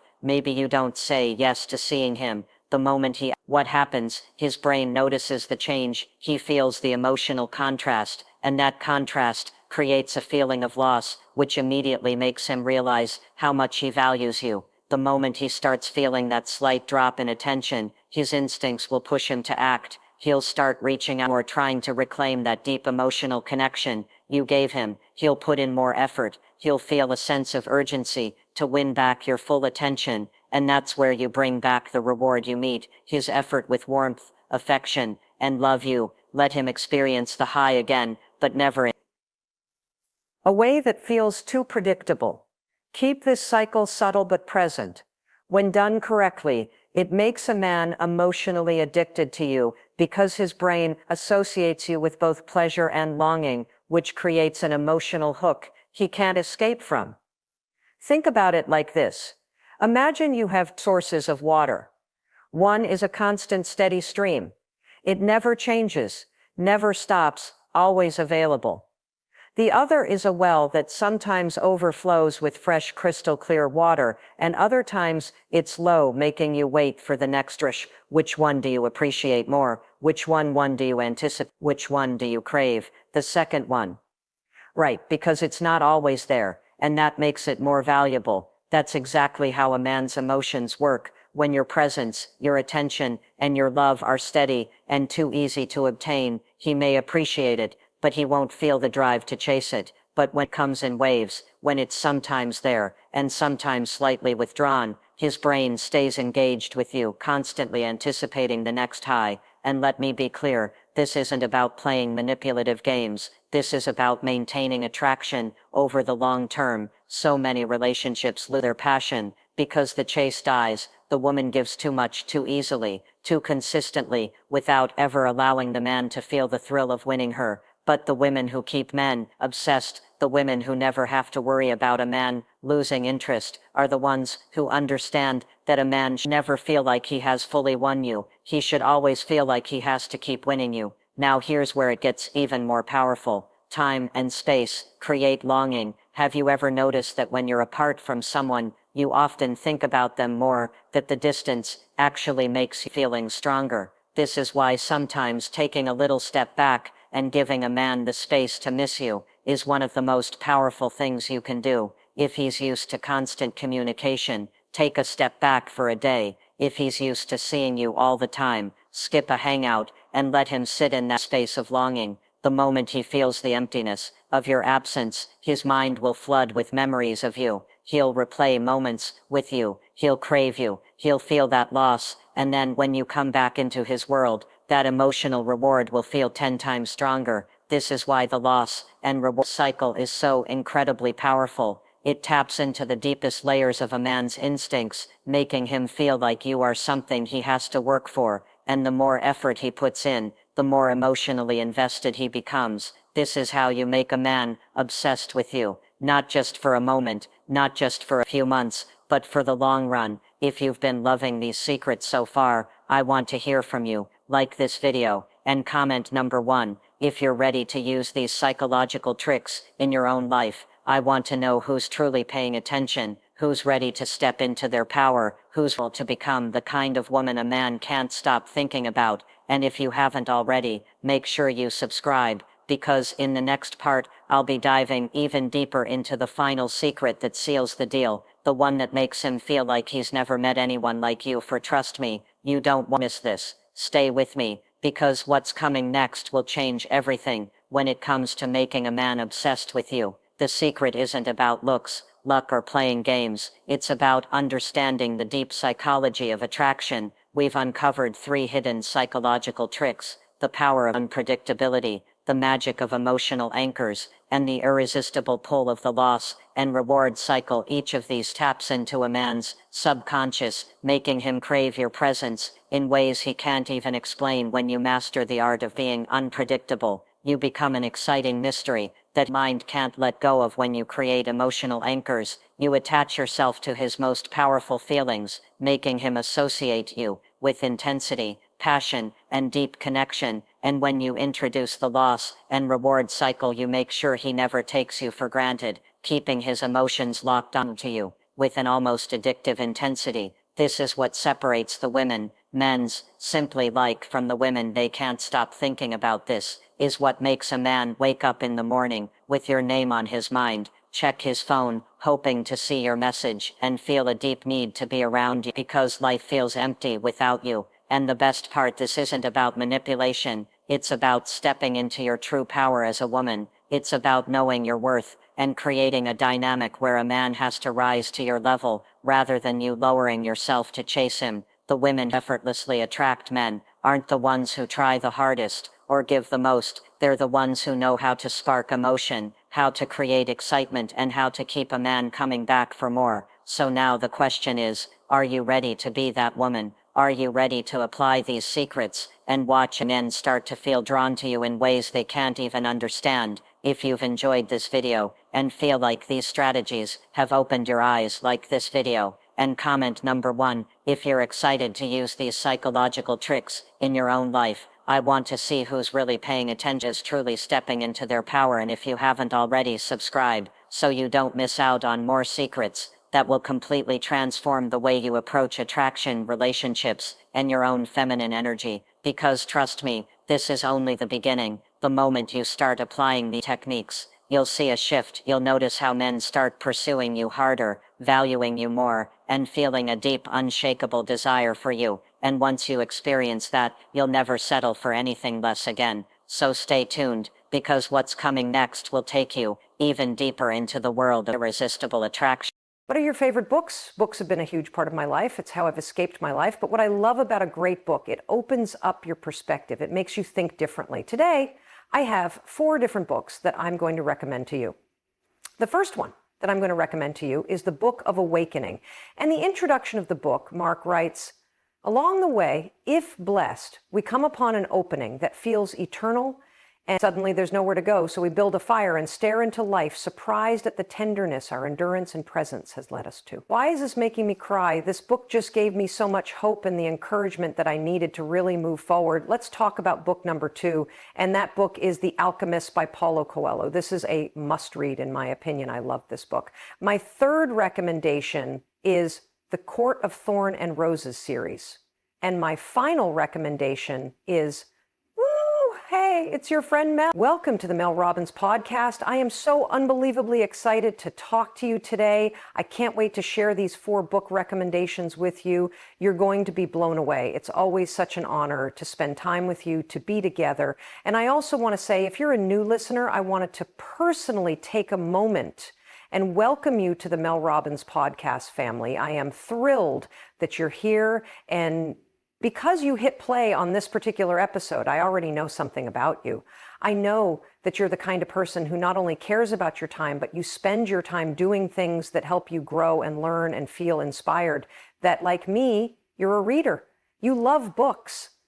And you're listening to this episode because you really are interested in getting some good recommendations for some new books that you can read. And I also want to point something else out. If someone sent you this episode and recommended that you take a listen, you know what that tells me? It tells me that they care about you, that they want to feel closer to you. And I think it's a super cool thing that somebody is taking the time to share this with you. And you want to know a great way to feel closer to somebody else is reading a book together. Which brings me to today's topic, because today you and I are going to talk about one of the most asked questions that I've been getting lately, which is, Mel, what are your favorite books? Like, what are the books that inspire you? What are the books that you recommend to other people? What are the books that you give to other people as a gift? Today, I have 4 different books that I'm going to recommend to you. And they're not just any book, first of all. They're not even in the same genre, so they're all different. Second, I am recommending them to you for very different reasons. And some of these books, it's not just that they're a great read, it's that there's a really cool backstory about the author and how the book came to be. In other cases, the books themselves have come into my life at a pivotal moment in my life and changed my life, or the way that I think. And I'm going to even recommend a book to you that has brought me so close to my daughters. And it's the kind of book that I never would have picked up without them making the recommendation. Mom, you got to read this. And so 4 books today. And before we jump into my 4 books, I want to tell you a little story about me that you might not know. Books have been a huge part of my life forever. I was in this program in my public elementary school that was called Great Books. And it was this program that was like a book club for elementary school students. And the discussions about the books were led by slightly older middle school students. And I not only loved great books, but I became a leader in great books when I was in middle school and high school. And so books have been a huge part of my life. It's how I've escaped my life. I mean, books are just so magical because as you're sitting there reading or listening, and let's just set the record straight, listening to a book counts. Okay. I know there's a lot of debate. Oh, well, I'm not really reading a book. That is not true. There's actually research around what part of your brain that you're using when you read and when you listen. It all counts. But what I love about a great book, don't you, is that you can get lost in a different world. It opens up your perspective. It makes you think differently. It helps you do something that can be very meditative and calming. And so I just love reading. And one final thing before I jump into the 4 books that I'm going to recommend is I have to take a minute and I have to just say thank you. I cannot believe how much you're loving the Let Them theory. I mean, I'm just so blown away by it. My daughter, who I wrote this with, Sawyer Robbins, shout out Sawyer Robbins, we are so humbled, and seeing all of you reading this with your friends, with your families in your book clubs, recommending it to friends, talking about it online, like it is so cool. People keep asking me, what does it feel like, Mel, to have the #1 book in the world? And I'll tell you what it feels like. I just think it's so cool that everybody is excited about a book that can help you change your life. I think it's cool, heck, that at a moment in history where people are spending on average 6 hours a day on social media, that they're excited about reading again. And to me, that is the coolest thing here, that a book is what everybody's talking about. A book and a theory that helps you change your life, and a theory that's bringing you closer to people, making you feel peaceful and more powerful, is what is in the zeitgeist and trending, and what a wonderful thing that we're excited about reading again. And so many of you, because of your enthusiasm for the Let Them theory and how much it's changing your life and your relationships, have written in, or like, Mel, what are you reading? What are your favorite books? Like, what should I read next? And so I thought, why don't we just do an episode about some of the books that have changed my life? And these are books that have changed my life for very different reasons. They're in very different genres. They're not all kind of like personal development or mindset or relationship books at all. They're not even that serious, for crying out loud, but I think you're going to love them. These are the books that I give as gifts. These are the books that I read over and over again. These are books that have come into my life at moments in time where I've really needed the message that's in the book. These are also books where, in some cases, the backstory on the author is so extraordinarily inspiring that just that story alone is something that you're going to be really interested to hear today. And so I've thought a lot about what books have changed my life. I have come up with 4 books that are completely different from one another, that have made a deeply personal and deeply impactful difference in my life. And I cannot wait to share these with you. And before I do, though, I really just want to take a moment and say thank you, for real. Like I sat above the garage with my daughter for a year, basically in a cage fight, as we were working on the Let Them theory together. And this is the first time on my podcast that I've talked to you in any detail about the Let Them theory and what's happened in the wake of publishing this book. This book is a phenomenon. I mean, it's on track to become one of the most successful nonfiction books of the entire year. 3 million copies sold in 2.5 months. That doesn't happen. I don't even know what to say. I am so excited that this concept is helping. And the reason why this is selling, and so many of you are interested in it, is because it works. I mean, you don't recommend a book that you don't love.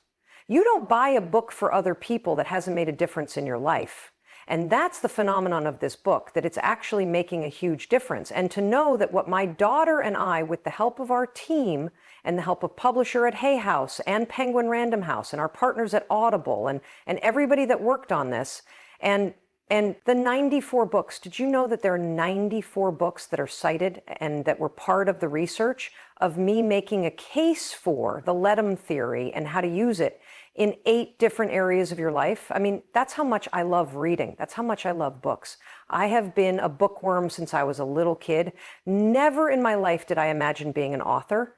So to know that I'm now an author, and I'm not only writing books, but the stuff that I'm working on, I can do with my daughter, and it's making it's just like the coolest thing ever. So thank you for giving me one of the most remarkable experiences of my life, to see the lessons and mistakes and the things that I write about that are deeply personal in this book make a huge difference in your life. And the reason why I know that goes way beyond the posts on social media. I want to read some very meaningful things that you've written to us. There's 2 people in particular that I'm going to share today, because I think the most exciting thing about this is how it's impacting your relationship with people you care about. And the number of ways that you are using this in your life, we are receiving hundreds of emails every single week. I am blown away by the avalanche of comments of how Let Them and Let Me is changing your life. And more importantly, in my mind, yes, it gives you instant peace. It gives you instant power. But what I love even more is seeing how it's bringing you closer to people. I want to read you something that Aaron wrote into me.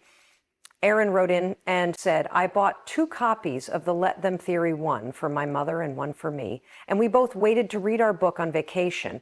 And every night, once we settled in, we grab our book and start to read. And we kept stopping to discuss the different chapters that both of us could relate to.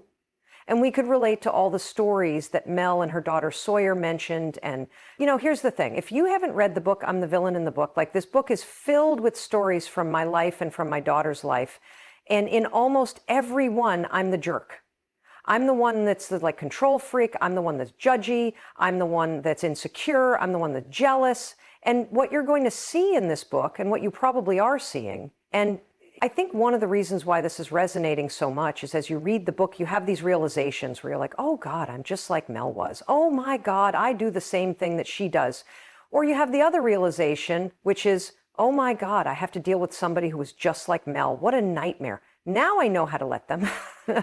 And now I know how to say, let me protect my time and energy. Let me show up differently. So the dynamic shifts between us. And another thing that I'm really proud of is that my daughter and I argued day and night about what stories went in.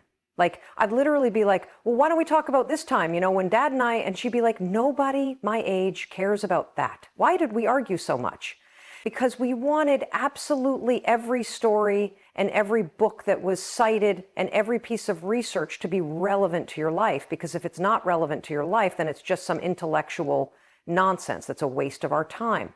And so we just fought night and day. We did 11 and a half versions of the manuscript. We had teams of people that would sit around and read it with us and dig into the research. I discussed the concepts with experts on 19 different podcast episodes before they even made it into the book. I mean, the amount of research and refining and just trying to craft the single best book that we could for one reason, so that it would be entertaining and relevant and impactful to you. And so to see it embraced on such a global scale, more importantly, to see it making a difference in your life, because as Aaron writes, I love let them, but what helped open my eyes and my mom's eyes was the let me part of the book. Let me do what I need to do for myself, and let me learn how to accept and love the people in my life for who they are instead of trying to change them. Really an eye-opener and life-changing book. Our vacation lasted 4 days and 3 nights, and the book was finished by the time our trip ended. How frickin' cool. That's the other thing that I love about the book. It is such an easy read because it's entertaining, because you literally will have so many cringe moments as you're reading the book, like, oh my God, Mel, seriously, like you, oh my God, I can't believe you're admitting you feel that way. And honestly, I've done the same thing. And that's the power of this, is to see yourself in the pages. And if you can think of any book that you love it because it brings you either to a completely different world or it awakens something within you.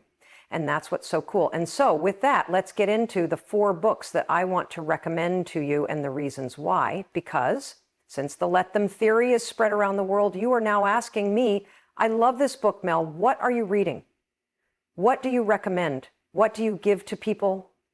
And so let's jump into the 4 books that I love. And the first one that I'm going to recommend to you is, and you can see if you're watching on YouTube, this is the Book of Awakening. It is the 20th anniversary edition that I am holding in my hands.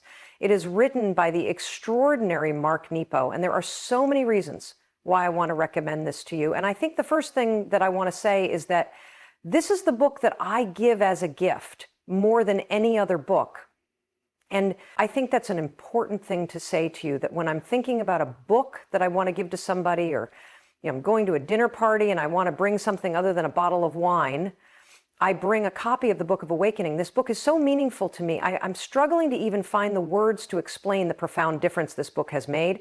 First of all, I've been reading this since 2016. And one of the things that I love about it is it's just short daily meditations that are 1 to 2 pages long, and it is broken out by the day of the year. So you literally open up the book and it's like, oh, July 21st. And here's what I love about that, especially when you're in a moment in your life where you're super busy. Oftentimes you think, I don't have time to read, or I don't have time to pick up the book. Or I picked up the book and I started reading and then life got busy and I can't remember where I was. You can pick this book up at any time in your life. You could buy it today, and based on the date on the calendar, you might be flipping all the way back to literally the last 10 pages of the book. And you're exactly where you need to be, because it has meditations October 24th. Here's a meditation I'm flipping forward for May 4th. How cool is that? And these are timeless meditations. And what I love about this book is that it is so digestible, and it's reassuring, and it's encouraging. And just like everything I'm doing here on the podcast, or at least I'm trying to, I'm always reminding you that the power is inside of you.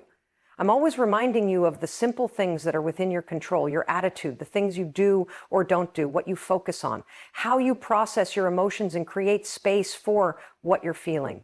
And you are giving yourself grace. And that's what these episodes are about. And in the introduction of the book, Mark writes, each of us in our own way is a truth seeker looking for an authentic path that will let the saint in each of us show itself to the world along the way. If blessed, we come upon an opening that feels eternal, and suddenly there's nowhere to go. So we build a fire and stare into life, surprised at the tenderness our endurance and presence has led us to. Why is this making me cry? I don't know why this is making me cry. I guess it's making me cry because I'm thinking about how my husband not only reads this every day, but he leads a men's retreat called Soul Degree times a year. And this is one of the books that he gifts to the men that attend the retreat. And there's a part of the retreat where every night they sit around a campfire, and there are things that they discuss as they stare into the fire. And this book helps you slow down on a daily basis whenever you have a moment to just pick it up and read a page. It helps you stare into that fire of life, and you'll be surprised at the tenderness that your endurance and presence can lead you to. He wrote this during an experience where he almost died from cancer in his 30s. He writes, almost dying from cancer in my 30s. He had a tumor in his brain, and in his back was the opening through which I stared into eternity. And the fire I built was the Book of Awakening. I had no idea that this fire on the edge of everything would warm so many. It's hard to believe it's been 20 years since it was first published. And all that time, I've been humbled by the many ways this book has been embraced. More importantly, the vastness it points to remains an irrepressible resource available to everyone. I think that it makes me emotional because, in 2016, things were really shitty. And Chris was really struggling with depression, and I was out trying to make money however I could to get us out of debt. And we were just starting to rebuild our lives. And we were at a point where it was like, God, just get out of bed and do what you need to do. And I know so many people feel that way. And when you are in that position in your life, it's easy to beat yourself up, and it's easy to convince yourself that your life is never going to feel different. And I think because Mark wrote this as he was facing a cancer diagnosis that he thought was going to kill him, you can feel in the words that he writes this grappling with where you are versus what's possible. And this book just gave me so much hope and the encouragement that I needed to really move forward, especially in those moments when things just felt impossible. It really provided a lot of guidance and hope for me at a time when I desperately needed it. And even though I'm not in that place anymore in my life, and I've worked extraordinarily hard, and so is Chris, just like you're working incredibly hard, it still is relevant every single day that I crack it open and I turn to the day that it is, and I read the wisdom on these pages, and I'm just grateful for it. I just literally flip to a page that Chris has highlighted too. Often we struggle stubbornly in an attempt to protect ourselves from the friction of being alive, when it is precisely that friction that works our spirit into a sievable gem. We are more malleable than we think, more durable and changeable than all hope. Thin and fragrant petals do not hide from the wind. They survive to die and break ground again. Even within one life, we shred and root. We break, bleed, and rearrange into yet another beautiful thing that learns how to reach resisting this process. Doubles our pain. Singing our way through it is the source of wisdom and beauty. The reason why I'm recommending this to you is because having something like this on your bedside table that you can wake up to or you can go to bed to, so that the first thing that you read in the day, the input that everybody talks about is empowering and hopeful and centers you on your capacity and your capability to rise and to meet whatever it is that you're facing in your life, good or bad. I think that's an incredible resource to give to yourself. And and this is why I give it as a gift, because we all need words of encouragement. We all need to be reminded of the power within us. And you can't always be with the people that you love, but when you give somebody a gift of a book, like the Book of Awakening, you're giving them almost like a surrogate for you that can sit on their bedside table so that when they pick it up, they know that they're not alone. And they also know and think of you and the fact that you cared enough to give this as a gift to them. And, I see a lot of you doing that with the Let Them Theory book. I think it's the same thing, that when you share an episode of a podcast like this one that made a big difference in your life with somebody, it's a way of saying, I love you. And I care about you, and I think this is going to be something you're going to enjoy or get something out of. When you buy somebody else a book and you write an inscription on the inside, you're doing the same thing. You're literally taking something that represents how you feel about a person, and you're giving it to them to act as a companion. Mark Nepo, The Book of Awakening. That's number one. Let's talk about book number two. And that book is The Alchemist by Paulo Coelho. There are so many reasons why I love this book. I recommend this book. I have also given this book as a gift. If you have not read The Alchemist, this is a must-read in my opinion. I love this book. It is a simple but profound story about a shepherd in Spain by the name of Santiago who has this dream and goes on this spiritual quest in search of treasure. And the entire story has all these beautiful twists and turns and delays and upsets and setbacks and epithes, and it takes you on this just amazing journey out there and within. And the major takeaway from this book is a quote that you may have seen before, you may have heard it, but it is what I do believe to be true about life. And the quote is, when you want something, all the universe conspires and helping you to achieve it. Isn't that a beautiful idea?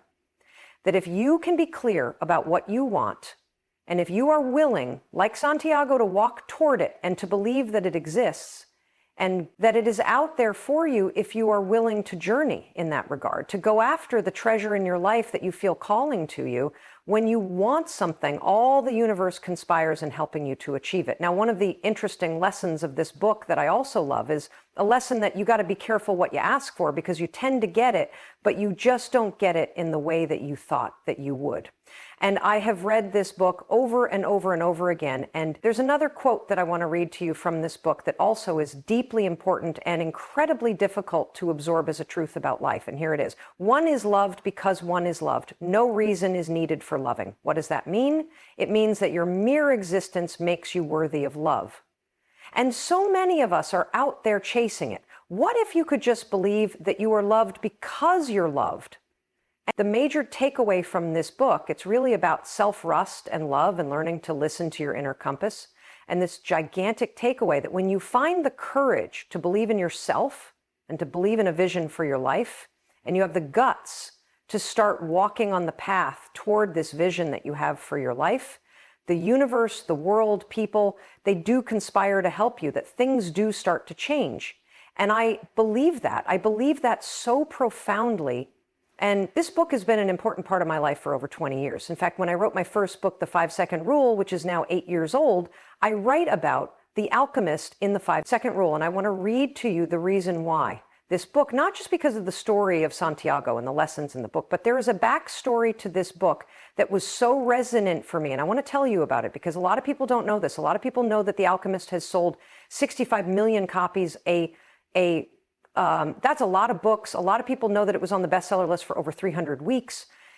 Even though this thing is over 25 years old, heck, at this point, it might be over 30 years old, it still will pop on the bestsellers list now and again. Like, that's how relevant and incredible of a book this is and how profound of a story it is. Like, I would give this to your adult kids. I would read this again if you've read it before.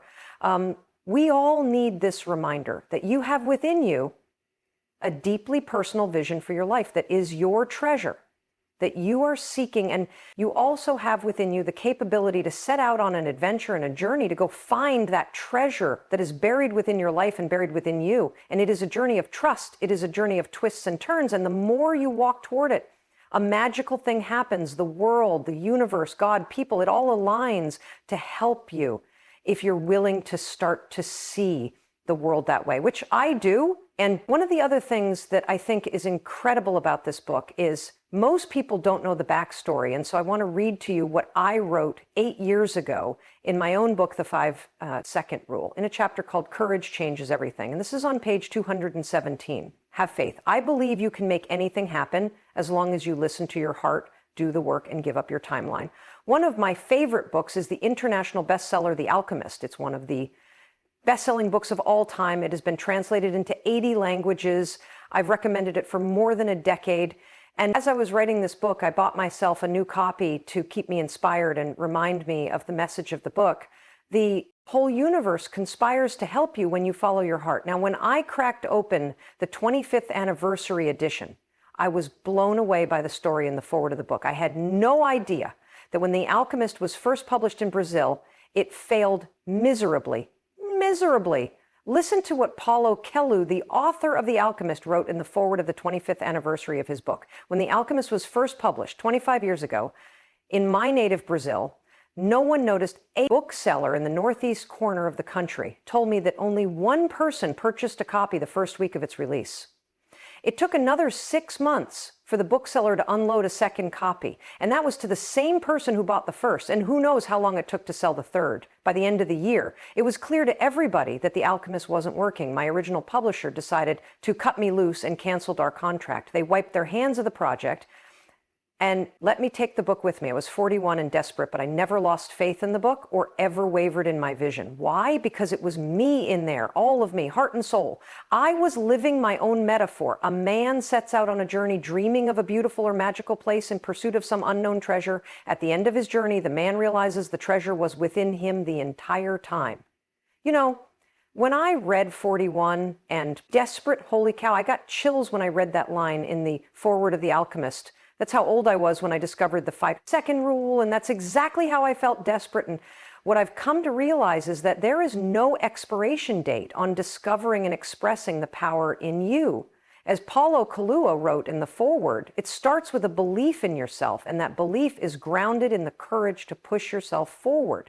Set out on a journey dreaming of a beautiful or magical place in pursuit of some unknown treasure.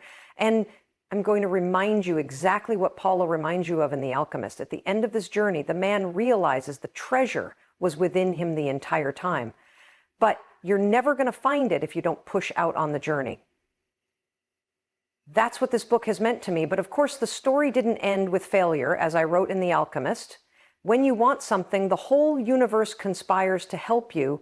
I started knocking on the doors of other publishers. One opened, and the publisher on the other side believed in me and my book and agreed to give The Alchemist a second chance. Slowly, through word of mouth, it finally started to sell. 3,000, then 6,000, book by book. Gradually, throughout that next year, 8 months later, an American visiting Brazil picked up a copy of The Alchemist in a local bookstore. He wanted to translate the book and helped me find a publisher in the United States. HarperCollins agreed to bring it to an American audience.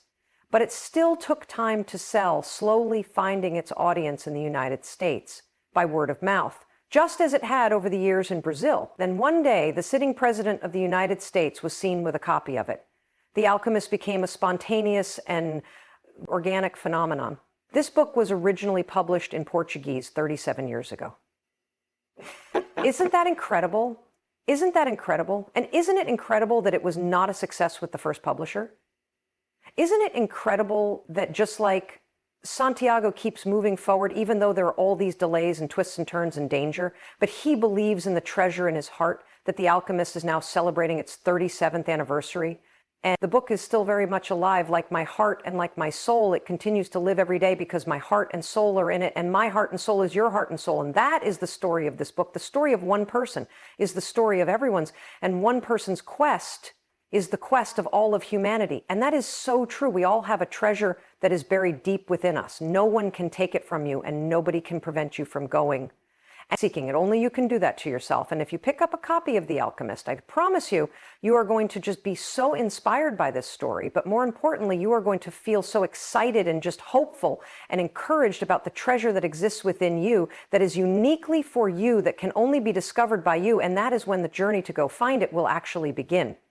The Alchemist, we're going to switch gears And I'm going to recommend a book that is in a completely different category. It is a book that has brought me so close to my daughters. And, you know, I don't think every book has to be some big fanfare thing that is deep and profound or self-help or mindset or leadership or relationships. You don't always have to be working on yourself. It's fun to read a book or to listen to a book in this regard that helps you escape your life. It helps you imagine a different world, perhaps a world that doesn't exist. We here in the Robbins household are big lovers of all things Harry Potter and Game of Thrones and The Hobbit. And The Lord of the Rings, but I've never considered myself, oddly enough, like a fantasy reader, you know what I mean? Like that sort of fantasy that's also sexy fantasy. And that brings me to my third recommendation, which is the Court of Thorn and Roses series, otherwise known as ACOTAR to people on TikTok. This is a fantasy series that is 5 books, I think, that my daughters recommended. They were absolutely psycho about these things. And they were like, Mom, you've got to read A Court of Thorn and Roses. I'm like, I don't care about fairies. And they're like, oh, no, it's so good.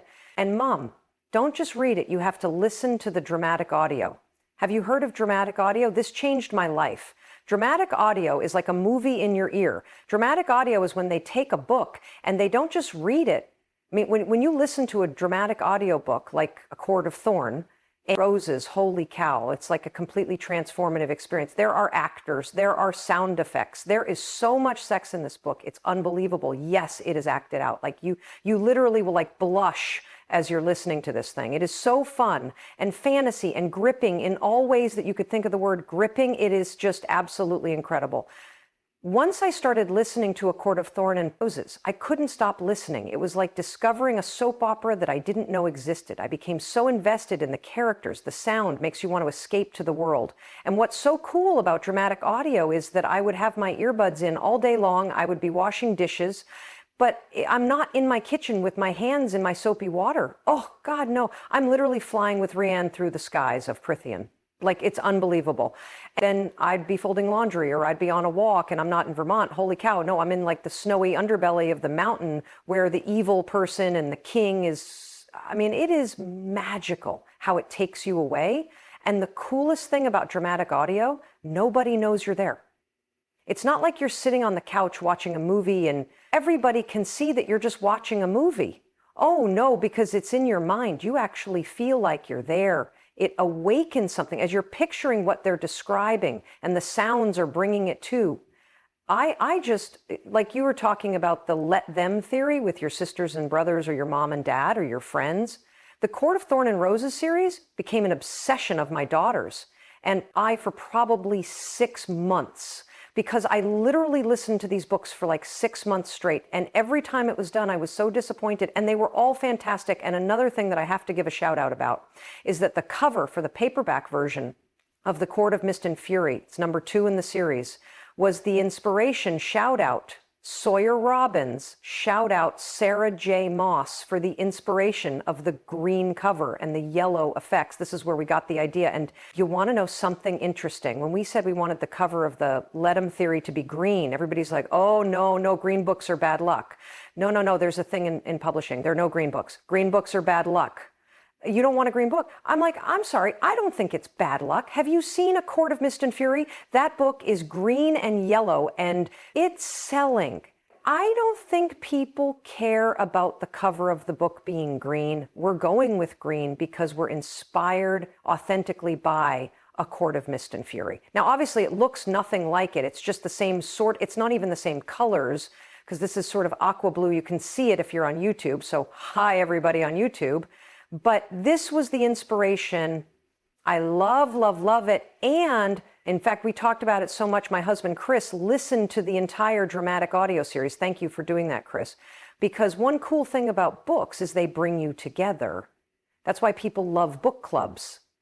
And aren't you seeing a resurgence of book clubs? If you're not in a book club, don't you kind of want to be in one again? How about you start one? And, not all the books have to be serious. It's fun to escape your life. It's fun to have something to listen to that takes you to an entirely different place. It's fun to have something that you can't wait to get back to. I know so many of you feel this way about the podcast, but I got to tell you, I just mainlined this. I know that she is working on now the 6th book in this series. I cannot wait until it is completed. And if you've never listened to fantasy, if you're not quite sold yet, let me just hit you with a little bit of research, reading or listening or watching fantasy. It is so great for your creativity, your emotional intelligence, your problem solving, because it actually helps you imagine an entirely new world. I mean, just think about things like Star Wars. Think about all these different fantasy worlds that we get pulled into that make you imagine life in a whole different way. That is exactly what this book did for me. I literally started as I was listening to it going, I want to write a fantasy book. In fact, 10 years ago, my daughters and I were sitting around, we were on vacation, and we started riffing this idea for a book. I'm not going to tell you what it is because we're actually, I think, going to do it. But this is 10 years in the making. And it was listening to this book, especially the dramatic audio, and just immersing myself in world making and thinking about different worlds and wars. And it just cracked open a level of creativity in me that I hadn't accessed before. And I think it might do the same thing for you. And if not, it's just a great book about fairies and wars and sex, and you're going to love it. And it's a great way to blow off a bunch of time as you're driving a car or taking a walk or passing the time while you're washing dishes or doing laundry. And I'm just going to warn you, you might just get sucked into it and you're going to love it.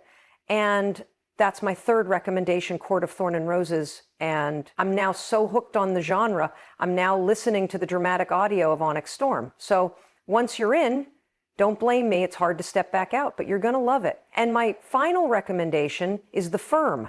Yep, The Firm by John Grisham. Now, this is a book that came out in 1991. And the reason why I love this book is because this was the first page-turning thriller novel I had ever read. It was like discovering an entirely different genre. And it blew my mind, but it not only blew my mind because of how incredibly gripping and what a page turner it was. Like, I stayed up all night reading this book. And do you want to know why I remember staying up all night reading this book? It's because I was a first-year law student. I didn't have any time. I needed to be spending my time reading law textbooks and researching the law so I could actually be prepared for class in the morning. This was a book about a lawyer who literally discovers after he joins this big prestigious law firm that, oh my gosh, the law firm is actually tied to the mob and they're laundering money. The FBI gets involved, and this young new associate is now in the fight of his life to save him and his wife as all of this is unraveling. He's discovered it, and now they're chasing him, trying to kill him. He was unbelievable. But that's not the only reason why this book was unbelievable to me. So in 1991, when I discovered this book, I was in my first year of law school at Boston College Law School, and I felt like I had made the world's biggest mistake. I hated law school the second I got there. I don't know if you've ever had an experience like this, whether it's in a job or a relationship or a school, or maybe you move into an apartment, you're like, oh no, not here. I knew with every cell of my being that this was not me. I hated all the reading. I hated how intense it was. I hated how competitive everybody felt. I didn't want to be a lawyer. I just didn't know what to do with my life. And so I applied to law school because people around me had applied to law school. And so I felt like I had made the biggest mistake. I felt like I was going to be stuck being a lawyer my whole life. I felt like I was going to just forever, never be happy. Like there was no turning back. And when I read this book, I was like, wait a minute, the guy who wrote this is a lawyer? You can be a lawyer and you can write fiction books? What? And it opened up my eyes to a very simple fact. You're not stuck anywhere. You're not stuck with the degree that you have. You're not stuck in the profession that you're in. Just because you've studied to do one thing or you dropped out of college and didn't study to do anything, doesn't mean you can't write a book. Doesn't mean you can't try something new. Doesn't mean you can't start a YouTube channel. And so it was this huge epiphany to me at a moment in my life where I felt like I had railroaded myself into the wrong profession, that, wait a minute, maybe this law degree is actually leading me somewhere. Maybe I'm going to learn a bunch of stuff here, but I don't have to go to a big law firm, especially not one that's laundering money for the mob. I don't have to practice law. Like, I could do what John Grisham did. I could actually just get a law degree and figure it out. And that's what I've done. And there's also another reason why I wanted to recommend this book, and it's because John Grisham's story is freaking unbelievable. It reminds me a little bit of Paulo Coelho's story in terms of The Alchemist and the twists and the turns and the failing. But I want to tell you the backstory here, because this man, John Grisham, has sold 300 million books. 300 million books. That's insane. But he didn't start that way. Like, wait till you hear his career path. And this is important to hear because it's easy to gaslight yourself into thinking that there's only one career, or that making a mistake or being told no is the end of the story. It's not the end of your story. It's just part of the story, because it just shows you over and over and over and over again. You're not stuck where you are. You literally are not stuck where you are. Everything that you are doing in life is leading you somewhere else. Every experience that you have is not a waste of your time. It's actually experience that you're gaining that is going to help you down the road. You are on a journey in this thing called life. And absolutely every twist and turn, every no, every setback is preparing you for something. And so let me tell you a little bit about John Gisham's life before he wrote The Firm in 1991. So he attended community college because he wanted a baseball career, but then he was benched.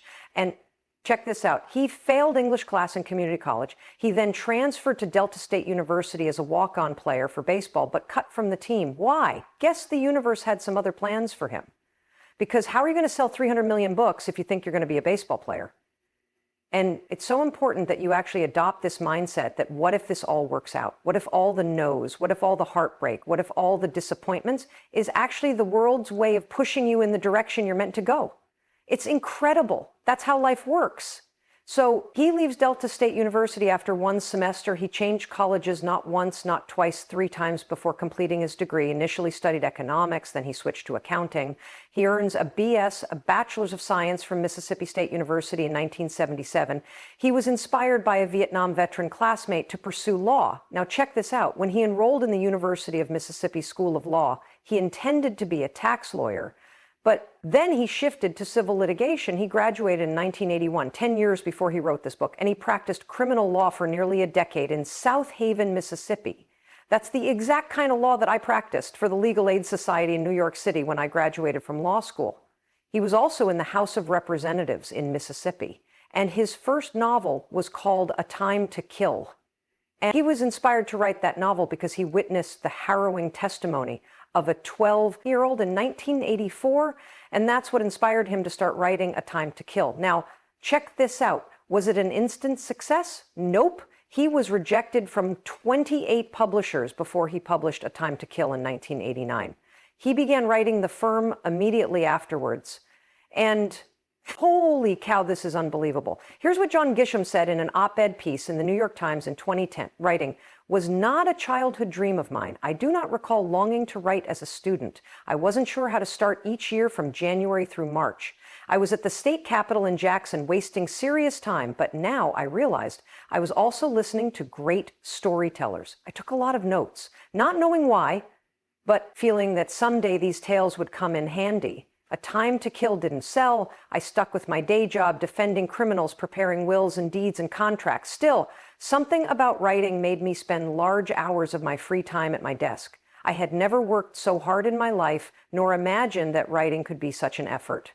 It was way more difficult than my former jobs of laying asphalt, and at times more frustrating than my former job of selling underwear, but it paid off eventually. I was able to leave the law and quit politics. Writing is still the most difficult job I've ever had, but it's worth it." So The Firm by John Gisham is my final recommendation, not only because it was such an important book for me in 1991, where I felt lost in my career, and it opened my eyes to a whole different possibility. And what's interesting is I didn't think, oh, I could write a book. I just thought, oh, I don't have to practice law. And just like John Gisham, when I was little, even though I was a voracious reader, I never thought, maybe I'll write a book one day. And so I also love this book because I love his backstory. And his backstory, step by step, point by point, proves something that I believe is true, that I fundamentally share with you in any way that I can, which is what we've been talking about today. Your life is preparing you for something extraordinary that hasn't happened yet. And learning how to wake up every day and focus on the power that's inside of you, buoy yourself up by encouraging yourself, and embrace the fact that there is a treasure inside of you. There is something uniquely that is yours, that is meant for you, that is contained within you, within this life that you have. And I do believe that the universe is nudging you along all the time. And you may be listening right now at a moment in your life where you feel completely stalled out, where you feel like you've just faced nothing but rejection. I promise you, if you hold on to the faith that all of this is preparing you for something extraordinary, it just hasn't happened yet. If you can reframe all of the painful things, the heartaches, the rejection, into lessons that are trying to teach you something, if you can take every experience that doesn't seem like it adds up, I promise you one of these days off in the future, you are going to wake up and you're going to look back on this moment in your life and you're going to say, oh, I can see exactly why that happened. I can see exactly what I learned from it. And I can also see that this entire time, the universe was nudging me and trying to push me in the right direction all along. And your job and my job in life is simply to wake up and be present and recognize it when it's happening. And in case nobody else tells you, I wanted to be sure to tell you that I love you and I believe in you. The reason why I say I love you is because love is a very simple thing. Love is literally just admiring something in someone and having them in mind. And if I go to the books that I recommended in The Alchemist, one is loved. Because one is loved, no reason is needed for loving. And see, I admire the fact that you're the kind of person that makes the time to listen to something that makes your life better. I admire that in you. So that's why I say I love you, because I admire that in you and I have you in mind. And I also tell you that you can create a better life, because there is no doubt in my mind that you have the capacity and the capability and the treasure inside yourself to do so. And it is my hope that these 4 books and the let them theory are going to help you achieve it. Alrighty. I'll talk to you in a few days, because I'll be waiting to welcome you into the very next episode. The moment you hit play, I'll see you there. And for you on YouTube, thanks for watching all the way to the end. Thanks for sharing this. And this is what you're going to want to watch.